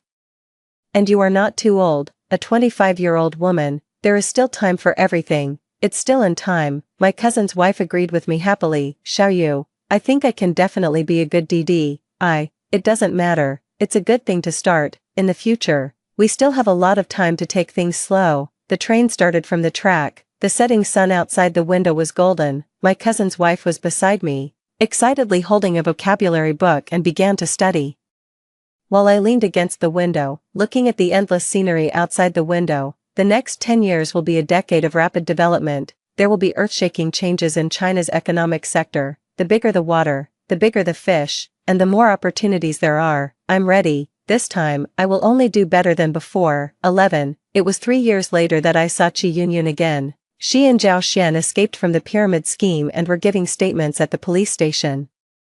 Since I was a relative, the police summoned me. When I saw Qi Yunyun again, I almost didn't recognize her. Even though only 3 years had passed, Qi Yunyun looked like she had aged 20 years. She had white hair early and deep wrinkles between her eyebrows. Zhao Xian, on the other hand, had a hunched back and a cunning look in his eyes. How should I put it? From a small gangster to an old gangster. And Qi Yunyun couldn't recognize me either. I was wearing a long silk dress, it had no logo on it. But the fabric showed that it was expensive. My previously dark and thin skin had been nourished to become fair and tender, and my dry and yellow hair had become jet black and smooth, casually draped over my shoulders. The car that took me to the police station was a familiar Rolls-Royce. The driver in white gloves opened the door for me, and the bodyguard in black suit followed silently behind me. Qi Yunyun was stunned when she saw me sitting down in front of her. No, impossible. I pretended to be confused. What's impossible? You didn't marry Zhao Xian. Zhao Xian is mine. Qi Yunyun's voice suddenly became hoarse. Why did you become rich? I frowned impatiently. Sister, you said that we two sisters haven't seen each other for 3 years, and you come up to me and tell me this. When did I ever compete with you for Zhao Xian? He is definitely yours. Don't worry about that. My tone was cold. I already know what happened 3 years ago. Since I ran away immediately after the college entrance examination, my parents couldn't find me, so the blind date naturally fell through. In order to raise 60,000 yuan as Zhao Xian's apprenticeship fee, Qi Yunyun borrowed money from a loan shark. She firmly believed that investing in Zhao Xian was worthwhile, and no matter how high the interest rate of usury was, it would not matter compared to Zhao Xian's sudden wealth. The result is that one wrong step leads to another. They followed teacher Li South loyally and entered the pyramid scheme den, being controlled, abused, and restricted in freedom. Qi Yunyun was going crazy. She repeatedly asked Zhao Xian, did you experience this in your previous life? But Zhao Xian had not been reborn, so he naturally could not answer her question. At this moment, Qi Yunyun faced me and tried hard to review where the problem lay. After a long moment, she smiled strangely. I see. You wrote down the stocks that Zhao Xian bought in your previous life, and repeated his operation in this life. Right, I was playing with the jade ring on my hand and was too lazy to pay attention to Qi Yunyun. With this IQ, you are really not worthy of talking to me. The great opportunity for rebirth is right in front of her. Even if she just memorizes a few lottery numbers, it is better than thinking about Zhao Xian. It doesn't matter, Zhao Xian has already escaped from the pyramid scheme. And he will be able to buy stocks later. Qi Xiaoyu, just wait, I will definitely live a better life than you in this life. So, after coming out of the police station, Qi Yunyun borrowed money from everywhere and tried hard to raise money for Zhao Xian to buy stocks. But I don't understand this. Zhao Xian was very confused. Don't be afraid, you are Q God. Just buy according to your intuition. Zhao Xian didn't know what Q God was, but he had never had a clear idea of his own capabilities. After listening to Chi Yunyun praising him like that and reading a few stories about people who got rich by speculating in the stock market online, he immediately became excited and felt that he would be the next one, so he bought in large amounts. At the beginning, I actually made a little money by luck. Chi Yunyun was overjoyed, and they quickly invested all their money back into the stock market. Then came the unprecedented collapse. Chi Yunyun didn't believe it. She grabbed Zhao Xian's hand and said, "It's okay, Xian, you are Q God, we can definitely turn the tables." They decided to have a good sleep and calm down before thinking of a solution the next day. As a result, the next morning, when Zhao Xian got up, he rubbed his eyes and told Chi Yunyun that he had a dream. "I dreamed that in my previous life, when Xiaoyu and I were in the sports equipment room, you didn't break in, and we ended up getting married. Later you went to Beijing to study and married Qin Yong. Xiaoyu and I continued to stay in our hometown. Teacher Li also showed up. I wanted to become his disciple, but Xiaoyu wouldn't let me. I went there without telling her, but ended up getting tricked into a pyramid scheme. I escaped a few years later, and Xiaoyu came to the police station to pick me up. She was already very rich at that time. She said she didn't want to control me, and if I still wanted to follow her, I should do things for her. She asked me to accept media interviews. The media took photos of me and called me Q God. I agreed and answered them according to what Xiaoyu asked me to memorize. In fact, I don't know anything. I was just a shield for Xiaoyu. People who hate God Q will take revenge on me. I was almost beaten to death several times. I know Xiaoyu hates me, and this is her punishment for me. But I didn't dare to leave, nor did I dare to tell the truth. I was afraid that Xiaoyu would ignore me, and then I would be a real scum of society." After Zhao Xian finished speaking, he saw that Chi Yunyun's face looked frighteningly ugly. He stretched out his hand and waved it in front of Chi Yunyun. "Honey, are you angry?" Zhao Xian coaxed her. "I dreamed of being with your sister. Are you jealous?" "I'm sorry, I definitely love you the most," Zhao Xian murmured puzzledly, "but that dream was too detailed. It can't be true." Before Zhao Xian finished speaking, he heard Chi Yunyun's shrill scream. She grabbed her hair, screamed desperately, and even banged her head against the wall. Before Zhao Xian could catch her, Chi Yunyun fainted. 12. "Well, your sister woke up, that's it, in the mental hospital." I looked at the woman in front of me. She became crazy, sitting on the bed, giggling and then crying bitterly. "I've given so much, so much. I am the heroine of a rebirth novel. The heroines of rebirth novels all want to reach the pinnacle of their lives. Why hasn't anything changed?" I asked Zhao Xian to leave and sit down next to Chi Yunyun. "Sister, you don't understand. What's useful is not rebirth, but taking advantage of information gaps and changing your thinking and cognition. And you have none of these, but I still want to thank you for sending me back." I said sincerely, "Thanks to you, I have lived an extremely successful life." Chi Yunyun stared at me, and after a moment, she screamed again. "Keep an eye on her and don't let her hurt herself." I gave instructions to the medical staff and left the mental hospital. "Today, I have an important meeting." 13. At the deepest part of the alley there is a blue roof with a sign at the door, "Wishing Shop, 10 yuan per time." It looks like a small shop that only junior high school students would visit. I walked into the store. The handsome young man was dozing off behind the counter while holding a big yellow cat. Upon hearing the noise, he immediately stood up and said, "Welcome." He saw my face clearly and was stunned. "I'm sorry for not welcoming you. What do you want from me?" I smiled and said, "Don't pretend. I know that my sister got a chance to be reborn because of you. It took me a long time to find this clue.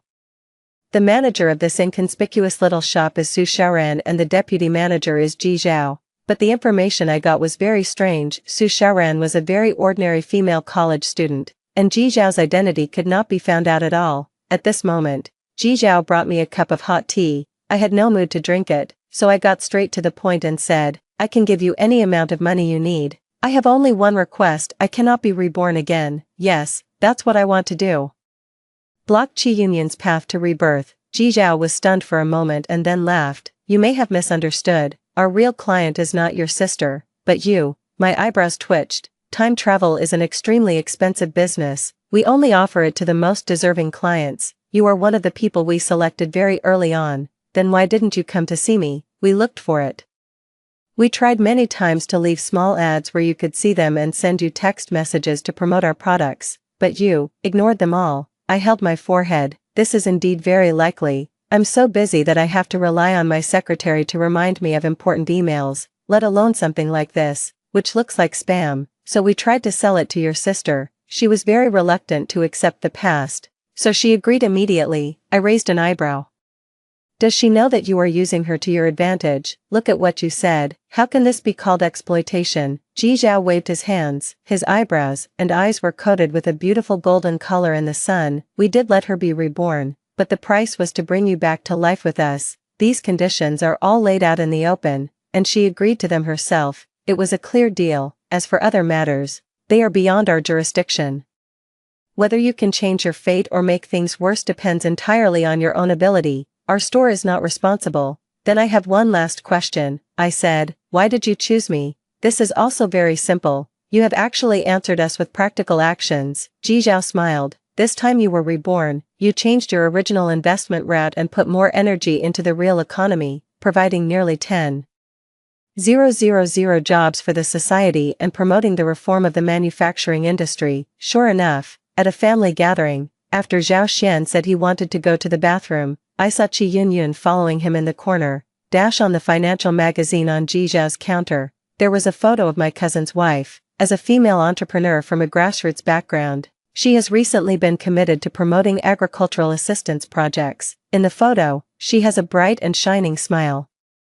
She is no longer the little woman who died of domestic violence from her husband in her previous life. There are many women like Li Weining, Ji Zhao said. So, this deal is worth it for us. 14. When Su Xiaoran returned to the wishing shop, Ji Zhao was looking for something to cover his instant noodles. Want a bite? Ji Zhao said. I added cheese, seaweed, crab sticks, and soft-boiled eggs. Su Xiaoran ignored him and opened his notebook to confirm the follow-up details of the business. Well, Qi Yunyun spent the rest of his life in a mental hospital. Qi's parents went bankrupt and fell into poverty and debt collection. Zhao Xian lived on the streets and got a leukemia. Qin Yong went to jail for beating someone, and his father became a deadbeat. Su Xiaoran wrote down the endings of these side characters one by one, but, for Qi, these should not be important. These people couldn't stop her in the last life, and they can't stop her in this life either, just like Mr. Qi said.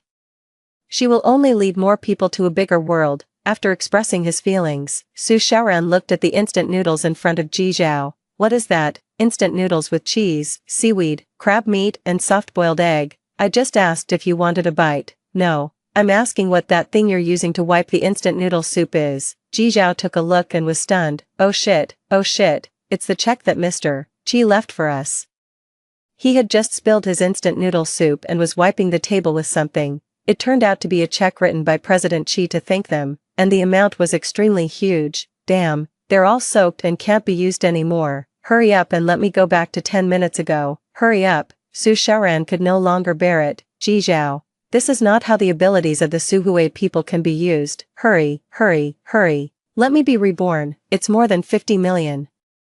A mini rebirth took place inside the shop, and the next sponsor should be on the way. Story 2. I had been married to Qi and I for 3 years. It was only after his death that I discovered his morbid and paranoid longing for me from his diary. I'm so envious of the young lady's dog. I also want the young lady to put a collar on me. I dreamed of the young lady. When I woke up, I'm wet again. I'm guilty. With the diary in hand, I was reborn 10 years ago. It was the most down and out time for Qi and I. The look he gave me was cold, like a wild and untamed fierce dog. I smiled and hooked my finger. Smile, or I'll kiss your mouth until it's swollen. The deliberately maintained indifference on his face suddenly collapsed completely. 1. When I arrived at school in a Rolls Royce, Qi and I was selling egg-filled pancakes at the school gate. He was 186 meters tall, thin and tall. The cheap apron outlined his slender waistline. Just looking at his back, he gave a strong sense of being a good husband. Seemingly sensing something, Qi and I raised his eyes. His indifferent and world-weary eyes looked at me. An extra egg costs 5 yuan, and without an extra egg, it's 4 yuan. His tone was as calm as a stagnant pool of water. I smiled and showed my phone. How much for adding you as a friend? The hand holding the spatula tightened. He warned with a solemn face. Qingzi, this isn't a place for you to play around. His voice was cold, looking as if he was pushing people away from 1,000 miles away. I was a bit dazed. This Qi and I was different from the one in my memory. 2. In my previous life, My father went bankrupt and died when I was 25, and my fiancé went to prison. I fell from a rich young lady to the abyss. To pay off the debts, I signed a contract with an internet celebrity company. The company arranged a 12-hour live streaming task for me every day. If I didn't want to do it, I had to pay a huge liquidated damages. I thought my life was over like this. Suddenly, the company was acquired by a certain big shot, and all the exploitative contracts were invalidated. When signing the new contract, I found out that the new boss was Chi. He was my classmate in high school and university. He no longer had the down and out and gloomy look of his youth. He had a calm temperament, wearing a set of high-end custom-made suits. He looked extremely noble. He had become someone I could only look up to. I suppressed the bitterness and lowered my head. He took the pen from my hand, and his gentle gaze fell on my face, with a faint burning sensation. Chi asked me if I was willing to marry him, and he would pay off all my debts. Seeing my stunned look, he explained lightly that I had helped him in high school, and my father had also funded him in university. I was his benefactor. I racked my brains and thought about it. The help he mentioned was nothing more than that he had worked part-time at my home for a while in high school. It's okay if you're not willing, don't worry about those debts. I thought for only a second and then simply agreed. Chi was silent for a while and then lowered his pitch-black eyes. I'm not a good person. This is taking advantage of kindness to repay. I can give you time to think it over carefully, don't force yourself. I shook my head. Mr. Chi, I'm willing. To show that I wasn't being forced, I carefully hooked his little finger. Suddenly, Chi's hand trembled, and his whole body tensed up, like a wild beast breaking out of its cage. Strong emotions surged in his eyes. His gaze was so intense that it seemed as if he wanted to swallow me in one bite. It was a bit scary, but when I saw his red ears, I wasn't afraid at all. I boldly threw myself into his arms. After getting married, Chi respected me very much, according to the nanny.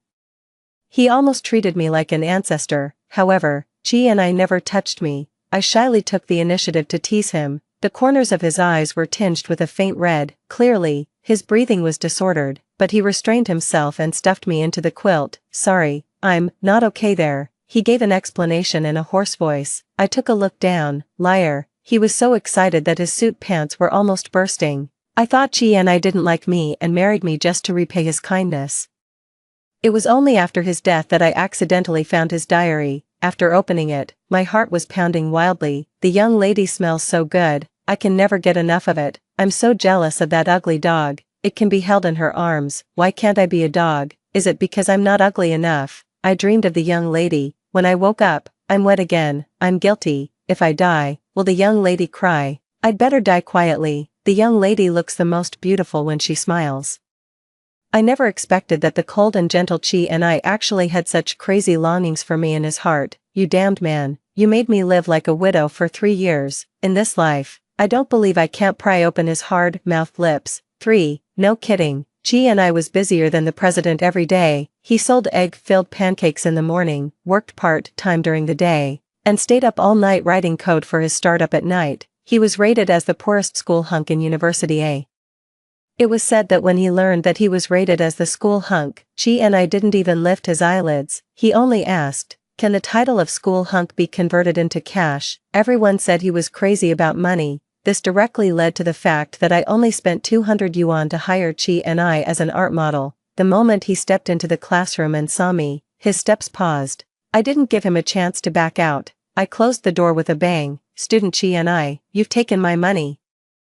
Do you want to run away?" It seemed that he just reacted and withdrew his gaze from my face. He consciously sat on the chair, knees together, hands stiffly placed on his thighs. His lips were tightly pursed. "You can start." I looked at him with a smile. "Take off your clothes." "What?" He slightly raised his eyes. He looked very much like a frightened fierce dog. I said matter-of-factly, "As an art model, of course you have to take off your clothes. Don't you have even this bit of professional ethics?" There was a long standoff. Chi closed his eyes and gave in. He raised his hand and slowly unbuttoned the first button of his shirt, revealing his sexy Adam's apple. Then came his beautiful collarbone, going further down. I sincerely praised. "It's very beautiful." Student Chi is pink. The 19-year-old Chi didn't have the calmness and composure of 10 years later, just being teased a few times.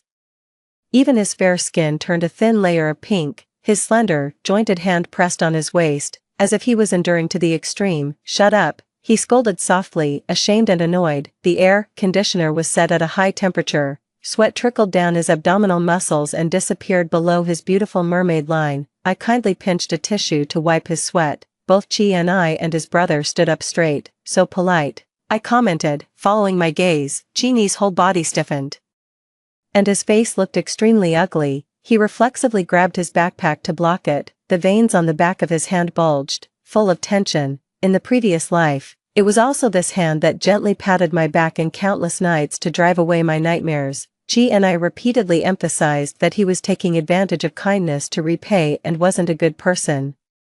But there was no one better than him in the world. A person who loved money so much gave me his hundreds of millions of without reservation. What a fool. The 19-year-old Chi and I wasn't gentle. "Are you done drawing? I'm leaving." He had a straight face and an extremely rude tone. I knew very well that this was just his bluffing disguise. I stood on tiptoe and kissed him on the corner of his lips. "Good boy, let's call it a day." The fierce expression on his face could no longer be maintained.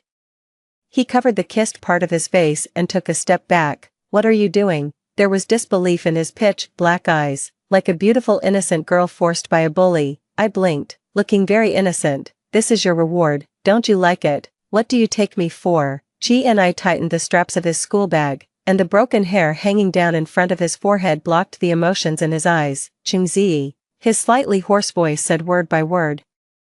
"I'm not that kind of shady person." He was so angry that his face turned red. He walked very fast, as if there were evil spirits chasing after him. Not long after, my phone received 200 yuan that Chi and I had returned. He was determined to draw a clear line with me. I deliberately played the blame-shifting game. "Chi and I, that was my first kiss. 200 yuan isn't enough." It was also my first kiss. As soon as the message was sent, he hastily withdrew it. The chat box kept showing typing.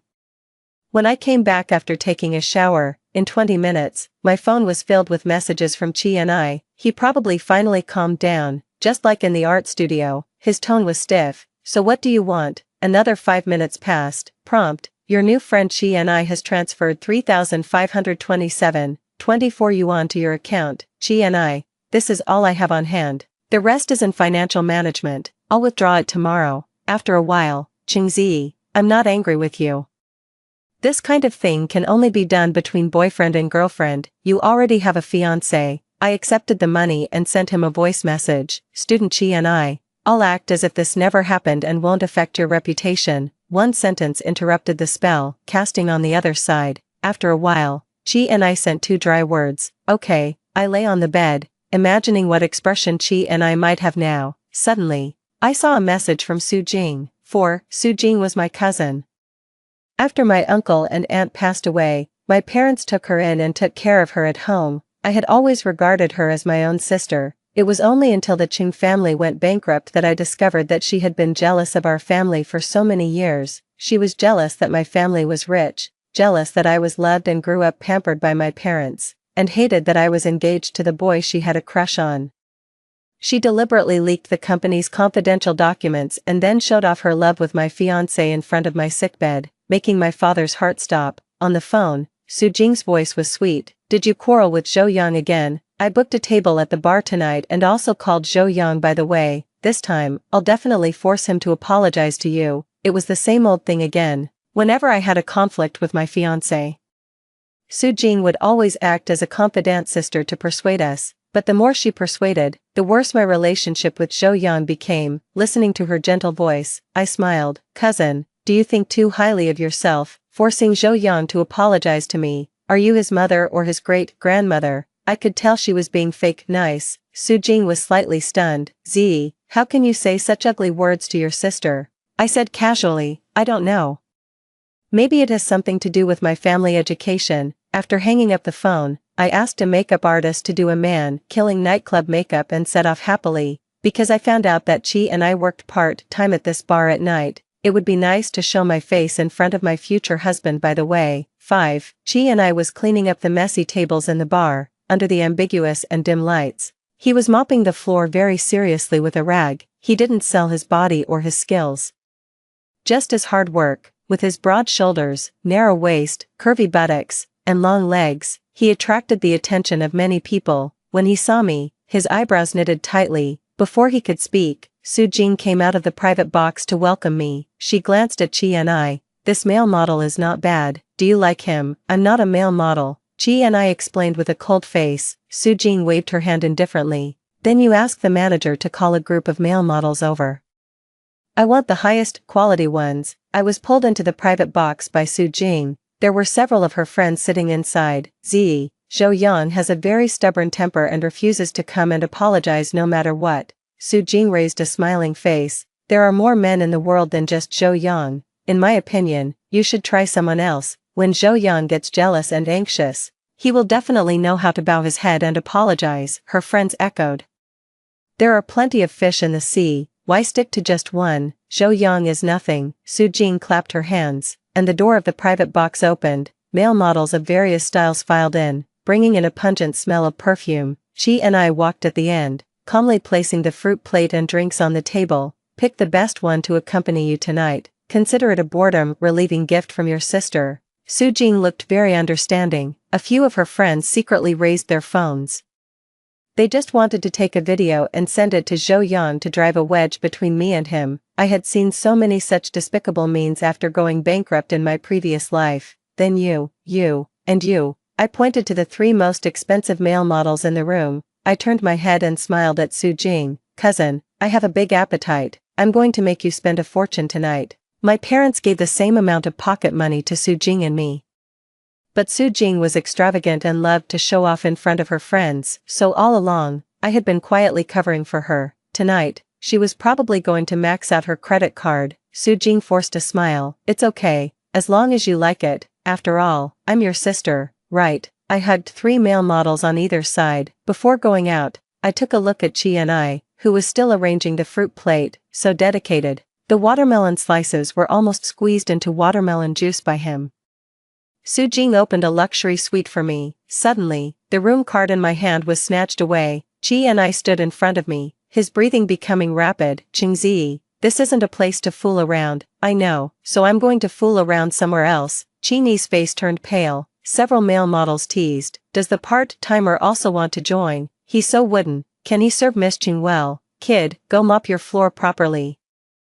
Chi and I pursed his lips tightly and said nothing, until I reached out to snatch the key from his hand, but instead, he grabbed my wrist and pulled me into his arms. His strong arm was across my waist. I struggled a bit, and Chi and I hugged me even tighter. I looked up and met his wet eyes. His eyelashes were gently trembling. Hot breath sprayed in my ear. "Don't choose them, choose me." His voice was so suppressed that it was almost broken. "Miss, choose me. I'm cleaner than them." 6. Finally, I understood why in those domineering president novels, the male lead would fall in love at first sight with the stubborn little white flower female lead. I might really not be a good person. Seeing Chini's forbearing and fragile appearance, I just wanted to bully him even more, until we were led into the hotel suite. Chi and I still maintained the posture of holding me in his arms. He looked dazed. It seemed that he didn't know how things had developed to this point. "Qingzi, call me miss." I raised my index finger and touched his lips. I pressed down on them provocatively. "Why are you frowning, student Chi and I? Weren't you so bold when you drove those three people away just now? You said you were better than them. Is it here, or here?" The muscles under my palm suddenly stiffened as if they had been electrocuted. Before I could fully appreciate the boy's ashamed and indignant expression, my wrist was grabbed. "Qingzi, do you really have to be like this?" Those eyes were dark and deep, filled with a profound and surging desire that was even thicker than the night outside the window. It was creepy to look at. I smiled and tilted my head back, pecking at his protruding Adam's apple. Chini's fierce mask shattered into pieces, his breathing became disordered, and he chased after my lips and kissed me. The 29-year-old Chi and I was always calm, powerful, gentle, and reserved. The 19-year-old Chi and I was just the opposite. He was like a tireless young calf, full of boundless brute force. He would get extremely excited with just a few teases. He had no skills and only knew how to plunder clumsily. He was so clumsy. I tilted my head back and kissed his tense chin. Student Chi and I, who was the shady person. He lowered his eyes and glanced at me without saying a word, just focusing on what he was doing. Student Chi and I has such a stubborn mouth. Everything about you is stubborn. Stop talking. Chi and I was furious and covered my eyes. His actions were fierce, but the kiss that landed carried a devout longing. Suddenly losing my sight, my sense of hearing became even more acute. I boldly teased him, "Student Chi, you sound so nice when you make those noises." Okay, this time, my mouth was also fiercely blocked. I was like a triple-fold mobile phone. Chi treated me like a treasure, tossing and turning with me until dawn. When the knock on the door sounded, Chi instinctively lifted the quilt and wrapped me tightly. "Qingzi, open the door quickly, I know you're in there. Are you too afraid to open the door because you dared to cheat on me?" Zhou Yang's furious voice floated into the room word by word. Chi seemed to have just come to his senses, and his bloodshot eyes awkwardly avoided mine. His fingers tightly grasped the bed sheet. "Do you want me to hide?" The air was filled with a thrilling smell that made people's faces turn red and their hearts race. Qing's chest and back were covered with scratches, not to mention the corner of his mouth that was broken. He was like a wolf cub who had been severely bullied but still lowered his head and looked submissive. Somehow, I didn't want others to see him in this state. Outside, Zhou Yang's angry roars didn't stop, mixed with Su Jing's gentle soothing voice. It was so annoying. I directly dialed the phone and wailed into it. "Mom and Dad, my cousin is pregnant with Zhou Yang's child." "Yes, I've been cheated on, woo-woo." After hanging up the phone, a series of mobile phone ringtones sounded outside the door. Zhou Yang and Su Jing were flustered as they explained to the phone. Gradually, the voices outside the door faded away. The tears that I had finally squeezed out were gently wiped away by Chi. His eyebrows furrowed into a small hill. "Did they betray you?" Yes. Stop crying, it's not worth it." In novels, the male lead would use all kinds of sweet words to make people feel elated. Chi couldn't do that. He could only say a few dry words over and over again. My eyes were filled with tears, and I cast flirtatious glances at him. I was hoping that he would coax me more. Chi was silent for a while, as if he had made up his mind. His tone was solemn. "Qingzi, I will act as if this never happened. It won't affect your reputation. Go away." I might as well have cast my flirtatious glances at a dog. I took a deep breath. "Chi, don't you have anything to confess to me? Who exactly saved me when I fell into the water in my sophomore year of high school?" 7. In high school, Chi and I went to the same school. When he came to work part-time, my parents paid him extra to take better care of me. In more common terms, Chi was my lackey. He didn't seem to care about the mockery from others. He always called me miss in a serious manner and followed me dutifully. During the summer vacation of my sophomore year in high school, I went camping in the mountains with several of my peers in the same social circle. While playing around, I was swept into the river by the turbulent water. When I woke up again, I was lying in the same hospital room as Zhou Yang. Everyone said that Zhou Yang had risked his life to save me. I regarded him as my savior and treated him with preference and tolerance everywhere. During the same period, Chi resigned from his part-time job, transferred schools, and disappeared without a trace. It was only in my previous life when I opened the diary that I learned the truth. The one who saved me was clearly this big fool, Chi. I retrieved the medical records from that time from the hospital. In order to save me, his legs were broken, and his calves were scratched by stones, leaving several deep blood marks that could even show the bone. He disappeared from my world silently, covered in injuries. In the diary, Chi didn't write the reason. Now, when I pressed him, he instinctively tightened his grip on the bed sheet. "I don't know." He was still pretending. I got angry. I directly hooked my arm around his neck and bit the other corner of his mouth. I took a hard bite. "Do you know now?" His eyelids twitched, and he lowered his voice. "Sorry, it's getting late. I have to go sell pancakes." I laughed out of anger. As the young lady of the Qing family, how could I be less important than a multigrain pancake? The 29-year-old Chi was clearly not like this. When he heard me cough on the phone, he would immediately end his work and rush back from abroad. No matter how busy he was on a business trip, he would always remember to bring me all kinds of small gifts that I liked.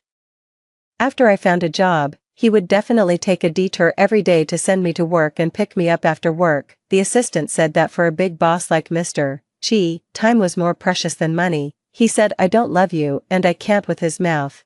But he left all the most precious things to me. I was probably spoiled by Chi. I couldn't accept such a big gap from 10 years ago. 8. When I got home, everyone was there. Su Jing knelt on the ground crying, "Aunt and uncle, Zhou Yang and I are innocent. I don't know why my sister is slandering me." Zhou Yang helped her up, his face full of anger. "Qingzi, stop being unreasonable. There's no need to involve innocent people in our conflict." She's your sister, not a servant, why should she kneel to you? My mother hugged Su Jing distressfully and comforted her softly. My father also sternly said that he would definitely clear her name.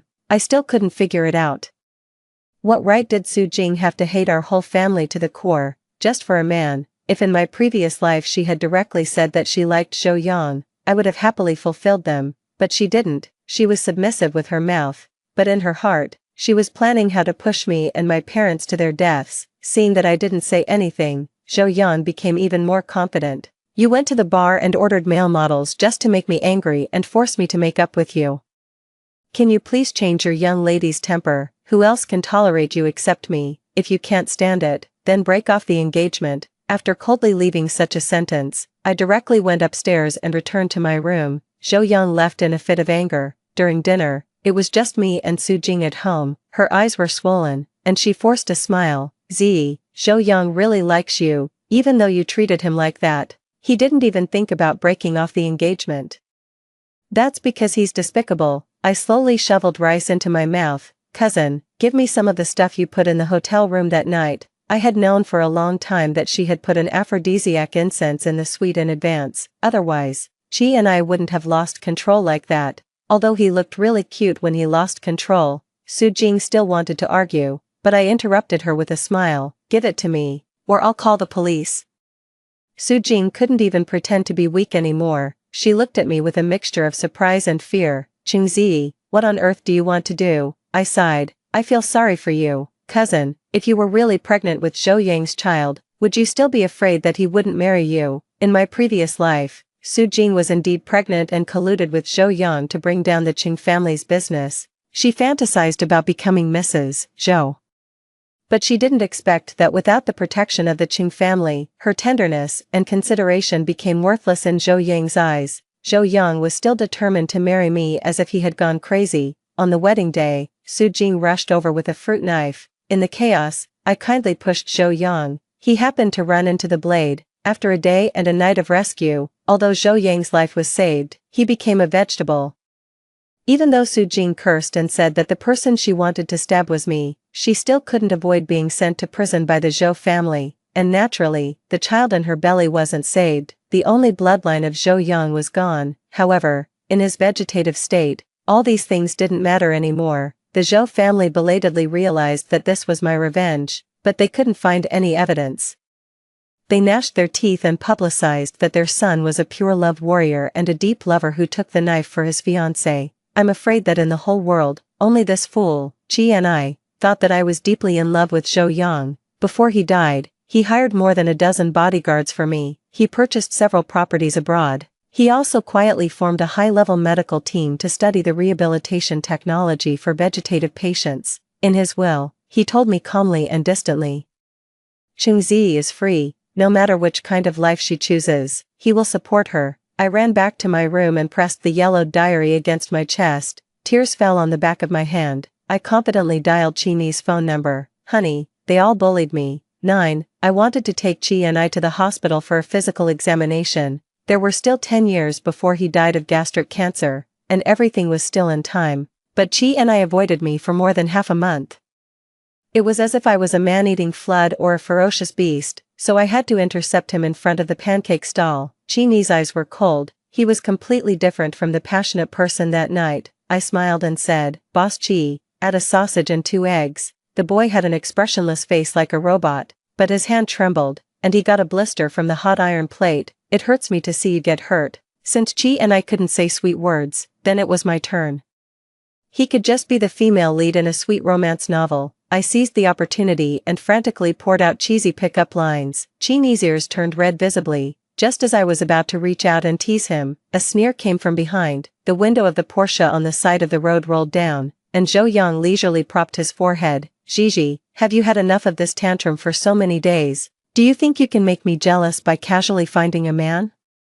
He glanced at Qini's back and sneered, and he's such an unremarkable man. Come back with me and apologize to Sister Jingjing. Be good, go to hell. I picked up the ketchup on the table and squirted it all over his head and face. If you lick it clean obediently, I'll apologize. Zhou Yang cared about his face, with ketchup all over his head and face and being watched by people. He didn't have time to wipe off the mess and quickly rolled up the car window. More and more people were watching the scene. Chi and I pursed his lips and left without saying a word. I trotted after him. No matter how much I called him, he ignored me. To avoid me, he went into the restroom. I chased after him. Chi's eyelids twitched. This is the men's restroom. Then will you come to the women's restroom with me? He ignored my humor and said in a cold voice, Chingzi, I won't go to the hospital with you. And you don't need to worry about my business. But I insist on taking care of it. Chi and I was silent for a few seconds. When he raised his eyes, there was a hint of coldness in his eyes. That night, it was just a deal of money and sex. Don't think too much about it. I held back the urge to punch him. I tasted the sex. Did you take the money, or do you, student Chi and I, want to do monthly settlement? He was speechless, even his fair neck turned pink. Just as I was about to tease him a few more words, the sound of footsteps came from outside. Chi and I was quick-eyed and grabbed me into the restroom cubicle. It was a bit dirty. I wrinkled my nose in disgust and grabbed Chi's sleeve. He lowered his eyes and glanced at me, his expression indifferent, but his hand honestly supported my waist. I took the opportunity to step on his shoes, and the top of my head rubbed against his chin. The distance suddenly closed in, and the cold woody fragrance on the boy diluted the smell of the restroom. In the quiet space, the pattering sound of water outside the door was infinitely amplified, accompanied by the man's whistling. Chi and I frowned and raised his hand to cover my ears. Come to the hospital with me. I mouthed the words. Chi and I ignored me. I reached down and used the opportunity to coerce him. Go or not. I exerted a little force on my hand. A low and hoarse groan escaped from his mouth. Damn it. The whistling outside the door stopped. The door panel that Chi and I was leaning against was knocked twice. Dude. Doing handiwork in the restroom during the day, is it that exciting? Meeting Chi's warning gaze, I wickedly clenched my palm. An uncontrollable gasp suddenly came out of the small cubicle. Because of his forbearance, even the blue veins on the back of his hand bulged. Don't you want to go? Don't force me to kiss you here. He tensed his jaw and nodded stiffly. The person outside had already left. My scheme succeeded, and I pulled Chi and I to go out, but he pulled my wrist away. He panicked and averted his gaze. You go out first. I took a look down. Tisk, student Chi and I, don't do handiwork for too long. It's not good for your health. His face turned completely black. Hee. It's really fun to tease my husband. 10. Just to be on the safe side, I made an appointment for a full set of physical examinations. Looking at the long list of examinations, Chi and I frowned resistantly. Why do I need to have so many examinations? Of course, I couldn't say that I was afraid he had cancer. I threw a flirtatious glance at him. To be my man, of course, you need to maintain good health. Chingzi, I'm not, he retorted coldly. Student Chi and I, do you like bed play? If you don't want me to kiss you in the hospital, then shut up and have the examinations obediently. Chi's eyes widened slightly, as if he was shocked. When we walked through the corridor, he suddenly stopped. Chingzi, don't you ever, so talkative. I impatiently pushed him into the small room next to us. I pressed him against the door panel, stood on tiptoe, and kissed him, until the heartbeat under my palm became more and more intense. This was dangerous. I was even afraid that he would die of a sudden heart attack. When I pulled away from his lips, he instinctively opened his mouth and leaned forward to chase after me. After realizing what he had done, Chi's face turned extremely ugly. He raised his hand to cover my eyes, and his palm was trembling. Don't look. The 19-year-old Chi and I had as thin as paper. After being kissed, he became obedient. He didn't say a word for the whole day until the examinations were over. The examination results were not good. There were more than a dozen polyps in Chi's stomach, and it was difficult to determine their nature. We can only remove them and do a pathological examination. Is there a family history of the disease? The doctor asked. Both my grandfather and grandmother died of gastric cancer. Chi's eyes were empty, and it was unknown what he was thinking. The doctor's eyes showed pity. You should be hospitalized and have them removed as soon as possible. Chi and I didn't cooperate at all. He had just been admitted to the hospital, and the next day he tried to escape from prison, but I caught him red-handed. I was angry at his indifferent attitude towards his own body. Chi and I, if you keep treating your body like this, I won't like you anymore. I threw the instant noodle box into the cabinet and then placed the nutritious breakfast I brought neatly on the table. It was only when a spoon was stuffed into his hand that Chi and I seemed to come back to his senses. He was all flustered and irritable. Chingzi, are you being too confident? Who wants your affection? The 29-year-old Chi and I was gentle and open-minded and would never attack people with mean words. A sick person is always particularly vulnerable. I sighed inwardly and didn't intend to argue. Chi threw the spoon back into the bowl. The boiling soup splashed onto my arm, and a patch of skin turned red instantly. Chi's face paled a bit, and he averted his gaze. His tone was stiff and cold. Miss Chung likes to serve others so much. Why don't you apply for a job as a nurse in the hospital? This was the first time I had heard Chi speak sarcastically to me. My arm stung with pain, but it couldn't compare to the discomfort in my chest. I sneered, Chi, don't make me angry. As if deliberately going against me, he took out the instant noodles and poured warm water over them. The noodles hadn't even soaked properly, and he ate them quickly and impatiently. I turned around and left. At noon, the nurse called and said that Chi had just left the hospital and didn't say where he was going. Did he have instant noodles for lunch again? I asked. Before he left, he finished all the breakfast Miss Chung brought. Did he heat it up? No, I don't know why, but I felt even more uncomfortable. I would rather he had eaten hot instant noodles. Chi had always been thrifty in his life. In my previous life, the first time he took me into the empty villa, I thought it was his idle property and that he planned to hide his lover in a luxurious house. Later, I learned that this was his home. The villa had 3 floors in total. What belonged to Chi was only a guest bedroom without a balcony and a small study. There were only a few clothes of his in the closet. The second and third floors were my dressing room, cloakroom, audiovisual room, tea room. The entire villa was filled with my things, and occasionally I would feel embarrassed. I asked Chi if I was being a bit too much. I didn't have the slightest awareness of being a kept woman. Chi, who was looking at the documents, was stunned for a moment. He slowly took off his frameless glasses, and his black eyes were filled with a gentle smile. Miss, this is your home, he said in a deep voice, more like a coaxing murmur. Even if you go a bit further, it's not too much. Sigh, my good husband, why does he have such a long rebellious adolescence? 11. Chi didn't go back to school. According to the address given by his roommate, I found his residence. I knocked a few times, but no one answered. The door had a combination lock. I casually entered my birthday, and the door opened. Chi wasn't at home. The house was decorated in a cold and simple style, with only black, white, and gray colors. The furniture and furnishings were even more shabby. A familiar pink color peeked out from beside the pillow. I pulled it out and took a look. Sure enough, it was a diary. The diary of the 19-year-old Chi. It's not very moral to peek at someone else's diary, so while feeling repentant, I eagerly opened it. It was 99% similar in content to the one in my room. The only difference was that in my previous life, Chi and I had no interaction during our university days, so at most, he would just write a few awkward sentences occasionally. I saw the young lady again, and my heart is beating so fast. I had a dream about her. I'm about to explode with pent-up feelings. And on the latest page of this diary, the handwriting was intermittent and shaking like wavy lines. He wrote, I finally belonged to the young lady. The marked date was the night at the bar. I felt like laughing. He was really as shyly flirtatious as ever. For 10 years, there was a safe beside the bed that didn't match the shabby room at all. I could enter the password with my eyes closed. When I saw what was inside, tears welled up in my eyes. First, it was a will.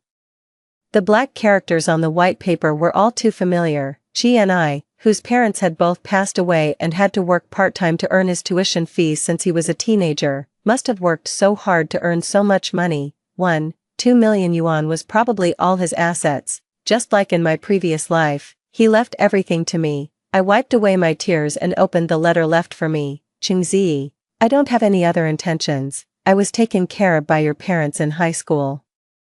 Consider this money as my repayment. You can dispose of it as you like. Don't think too much about it. The date was last night. I suddenly realized, these past few days, I had been rejoicing that as long as Chi had the surgery, he could stay healthy and accompany me until old age. But the 19-year-old Chi didn't know that fear is a human instinct. He would be afraid of suffering from a terminal illness like his grandparents. He wasn't the Mr.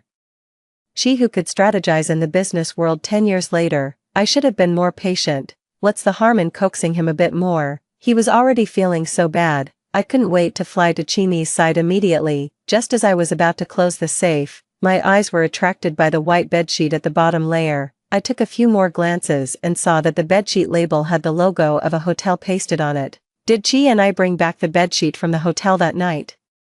I couldn't even bear to look at it. I quickly locked the safe and fled the room with a burning face. You shy little pervert. 12. During the few days when Chi and I was preparing for the surgery, I became the most diligent student in his major. I took full class notes for every class. I asked Chini's roommate to send them back to the dormitory. After a few times, the boys couldn't hold back and asked me what my relationship with Chi and I was. I smiled. I've had a crush on Chi and I for a long time.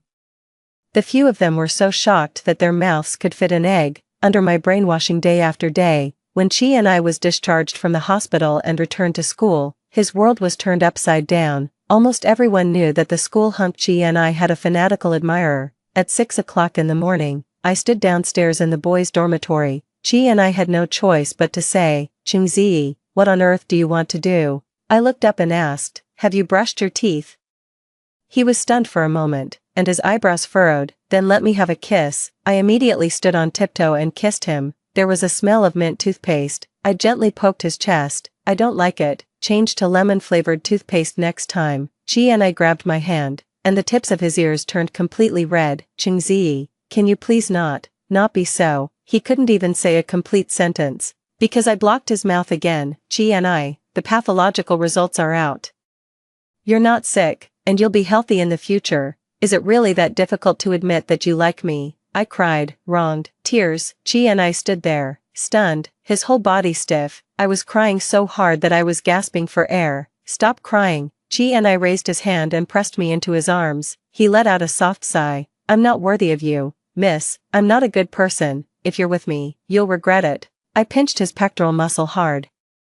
Better to die under the peony flower than to live without love. Chi and I let out a muffled groan. He tightened his embrace, which was as tight as a drum, and his face was expressionless, but that couldn't stop his little brother from greeting me in agreement. "Chi and I haven't had breakfast yet." "Okay." He took a deep breath, seemingly finally calming down. He said awkwardly, "I'll go buy some." In less than 10 minutes, he came back with hot breakfast. They were all the things I liked to eat.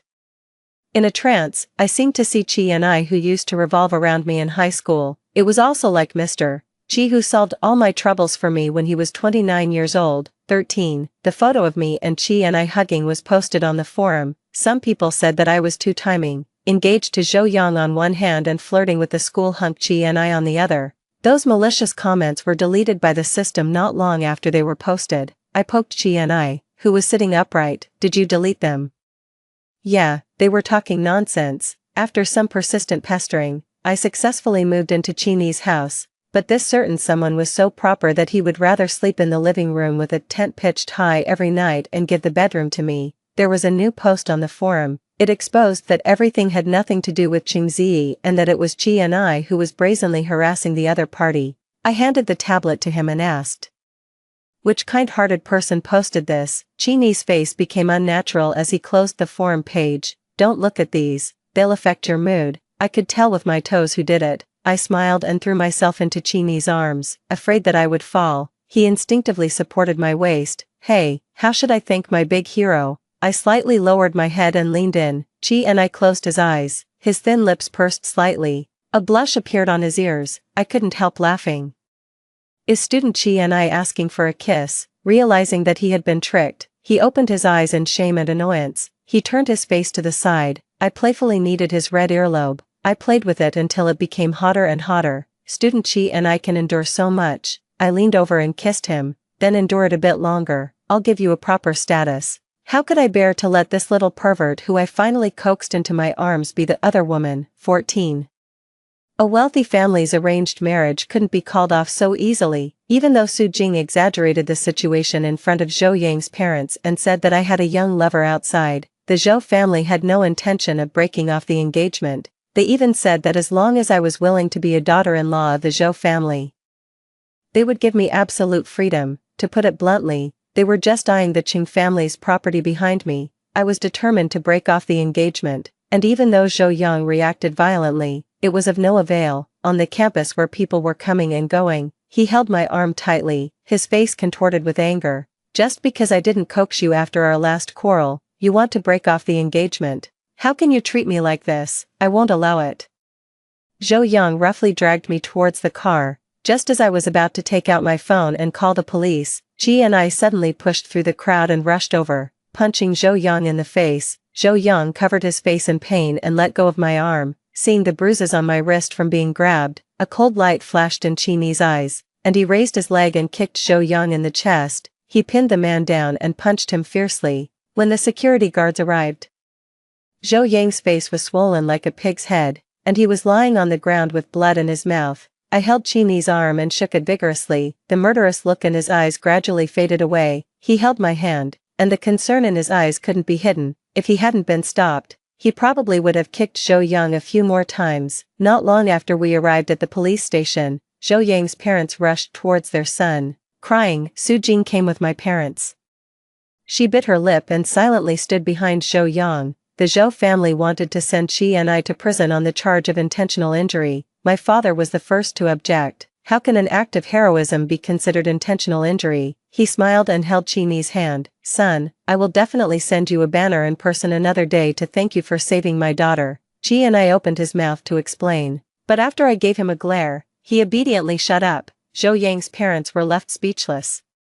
To put it in a bigger context, Zhou Yang's act of pulling and dragging me in public was considered kidnapping, which was illegal. The Zhou family had to swallow their anger and humiliation. They hurriedly took their son to the hospital. After a moment of hesitation, Su Jing followed them. My mother pulled me aside, glanced at Qi and I, who was being questioned by my father, and asked in a low voice, "Is he the boy you forced that night?" Even though I had a thick skin, I couldn't help coughing in embarrassment. After being reborn, I monitored Su Jing immediately. I sent my parents her medicine purchase orders and the surveillance video of her drugging me. In the version I told them, I was drugged and was so desperate that I randomly took away the innocence of an innocent male college student. Don't you remember Qi and I?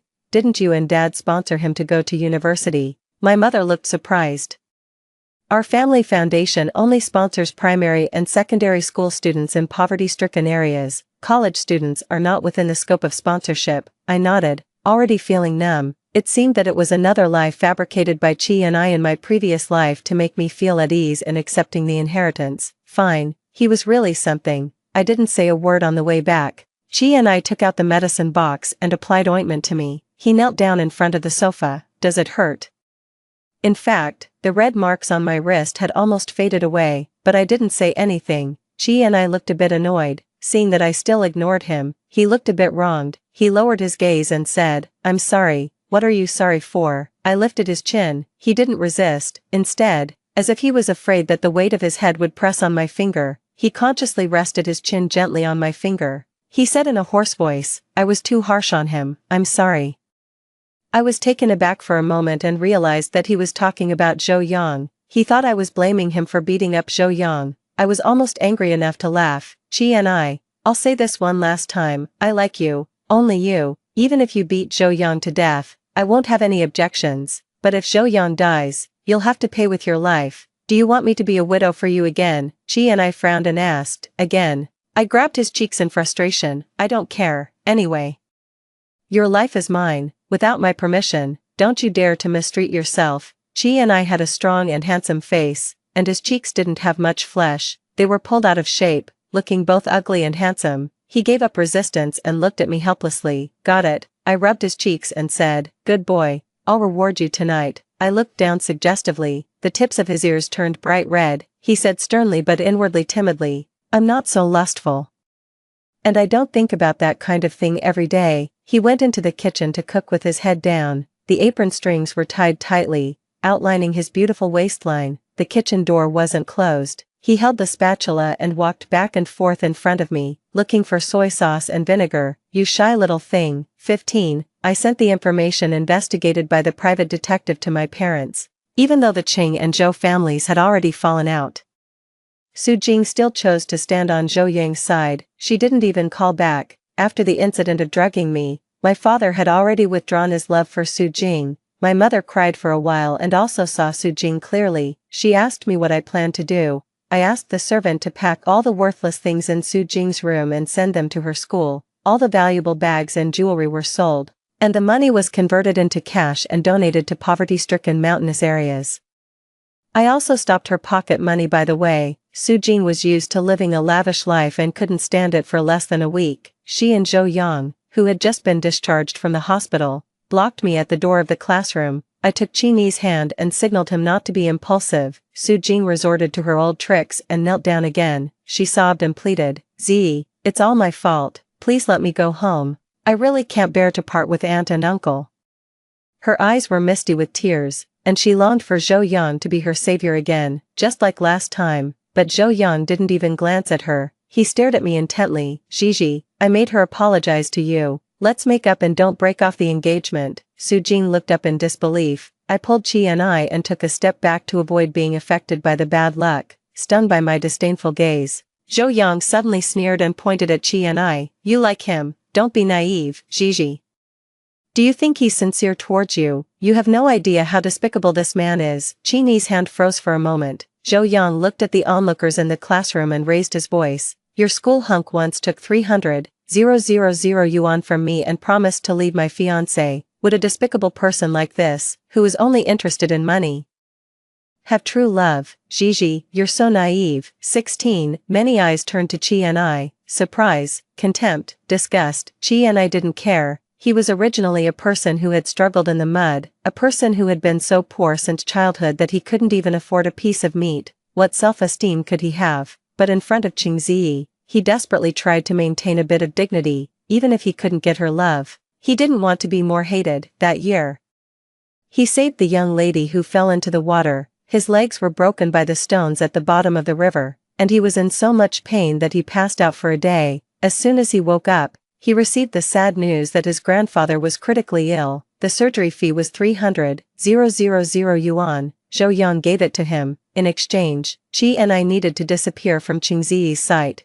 He also couldn't tell anyone about the incident of saving her. Qi knew that by taking this money, he would be even further away from Qingyi. He shouldn't have any more extravagant hopes. He was despicable and shameless. After the college entrance examination, he inquired about her college application. Qi went to the same school. He had no other thoughts. It would be fine just to pass by. It would be even better if he could take a look at her. Every time the young lady touched him, he was on the verge of losing his mind. He endured and didn't dare to move.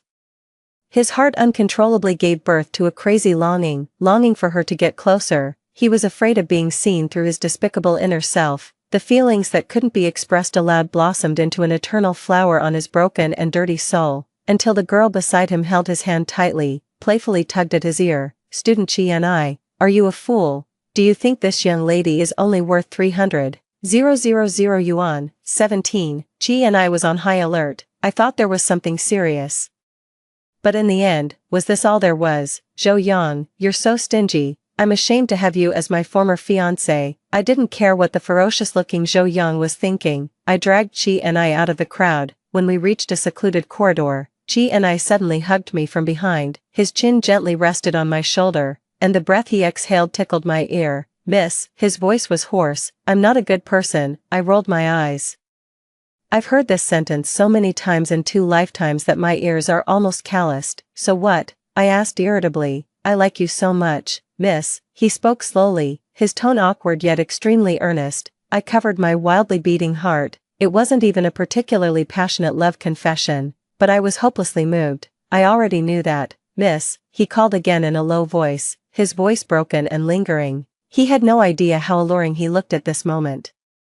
He was cautious and tentatively touched my ear with his lips. "Miss," I shuddered and stopped him. "Don't call me that. Call me that tonight." 18. Su Jing was pregnant with Zhou Yang's child. However, Zhou Yang's parents refused to let her into the family. Just like in the previous life, she tried to bring down the Qing family to please Zhou Yang's parents. But in this life, I had already reminded my parents. As soon as Su Jing took the company documents, the police arrested her at the Zhou family's residence for stealing company secrets. Su Jing was sentenced to 3 years in prison. The Zhou family certainly didn't want to take care of her, but Su Jing was pregnant with Zhou Yang's child. With this guarantee, she lived quite comfortably in prison. Zhou Yang came to me several times to try to get back together, but my parents drove him away. He didn't want to admit the existence of the child in Su Jing's belly and went to race with others when he was in a depressed mood. The brake line had been tampered with, and Zhou Yang, along with his car, rolled down the mountain. Although he survived, his private part was injured, and he lost his fertility. The child in Su Jing's belly became the only hope of the Zhou family. They secretly had someone do a paternity test, And it turned out to be a boy. In the end, the child wasn't saved.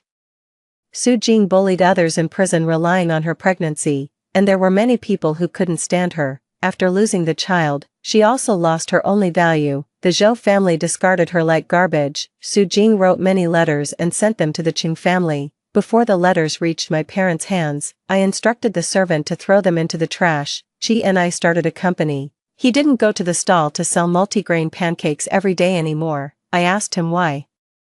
He said there was a smell. So what? He blushed and didn't say anything. At night, while he was taking a shower, I had the nerve to peek at his diary. The boy in the diary was overly honest. If there's a smell on my body, the young lady won't kiss me. I quietly put the diary back. When Qi and I came out, I sniffed. I'm in trouble. Student Qi and I just lit the aphrodisiac incense that Su Jing gave me. Qini's body stiffened. I staggered and leaned into his arms. I quickly pulled off the annoying bath towel, touched him twice. I looked up and asked, Qi and I, are you hot? His Adam's apple rolled twice, and his collarbone turned pink. His hand silently supported my waist. He said hoarsely, yes, I'm hot. The bedsheet was soiled again. Qi and I changed to a new set. I sat on the bed, swinging my feet. His gaze dropped, and his movements became slower and slower. Finally, he threw away the bedsheet. He slowly knelt down beside the bed. I raised my foot and pressed it against his chest. He obediently held it and kissed up attentively. With his other hand, he opened the bedside table and took out a new box. He looked up at me with wet eyes. I'm uncomfortable, miss, I want more. All night long, the little pervert said a lot of flirtatious words. With a blushing face, the company arranged a 12-hour live streaming task for me every day. He knows exactly what I like. He deliberately bit my ear and called me one after another, miss. I like it, kiss me more, okay. Even when he was bullied severely, he wasn't angry. His black eyes were shining brightly, like a tamed puppy, without any bottom line. The young lady can do anything to me. Oh, so when the sun rose, I held his hand that had been misbehaving. I smiled wickedly and said, Student Qi and I, the aphrodisiac incense was fake, but the way you were burning with desire was real. His movements were like they were paused. He panicked. He quickly covered my eyes. Don't look. His voice was full of shame, and he was almost crying. I was about to soothe his fragile heart. Qi and I suddenly lowered his head and kissed me. Gasping for breath, he obsessively held my lips and tongue. It's too late even if the young lady knows. I'm not a good person. I want to be with the young lady forever. I really liked this love confession this time.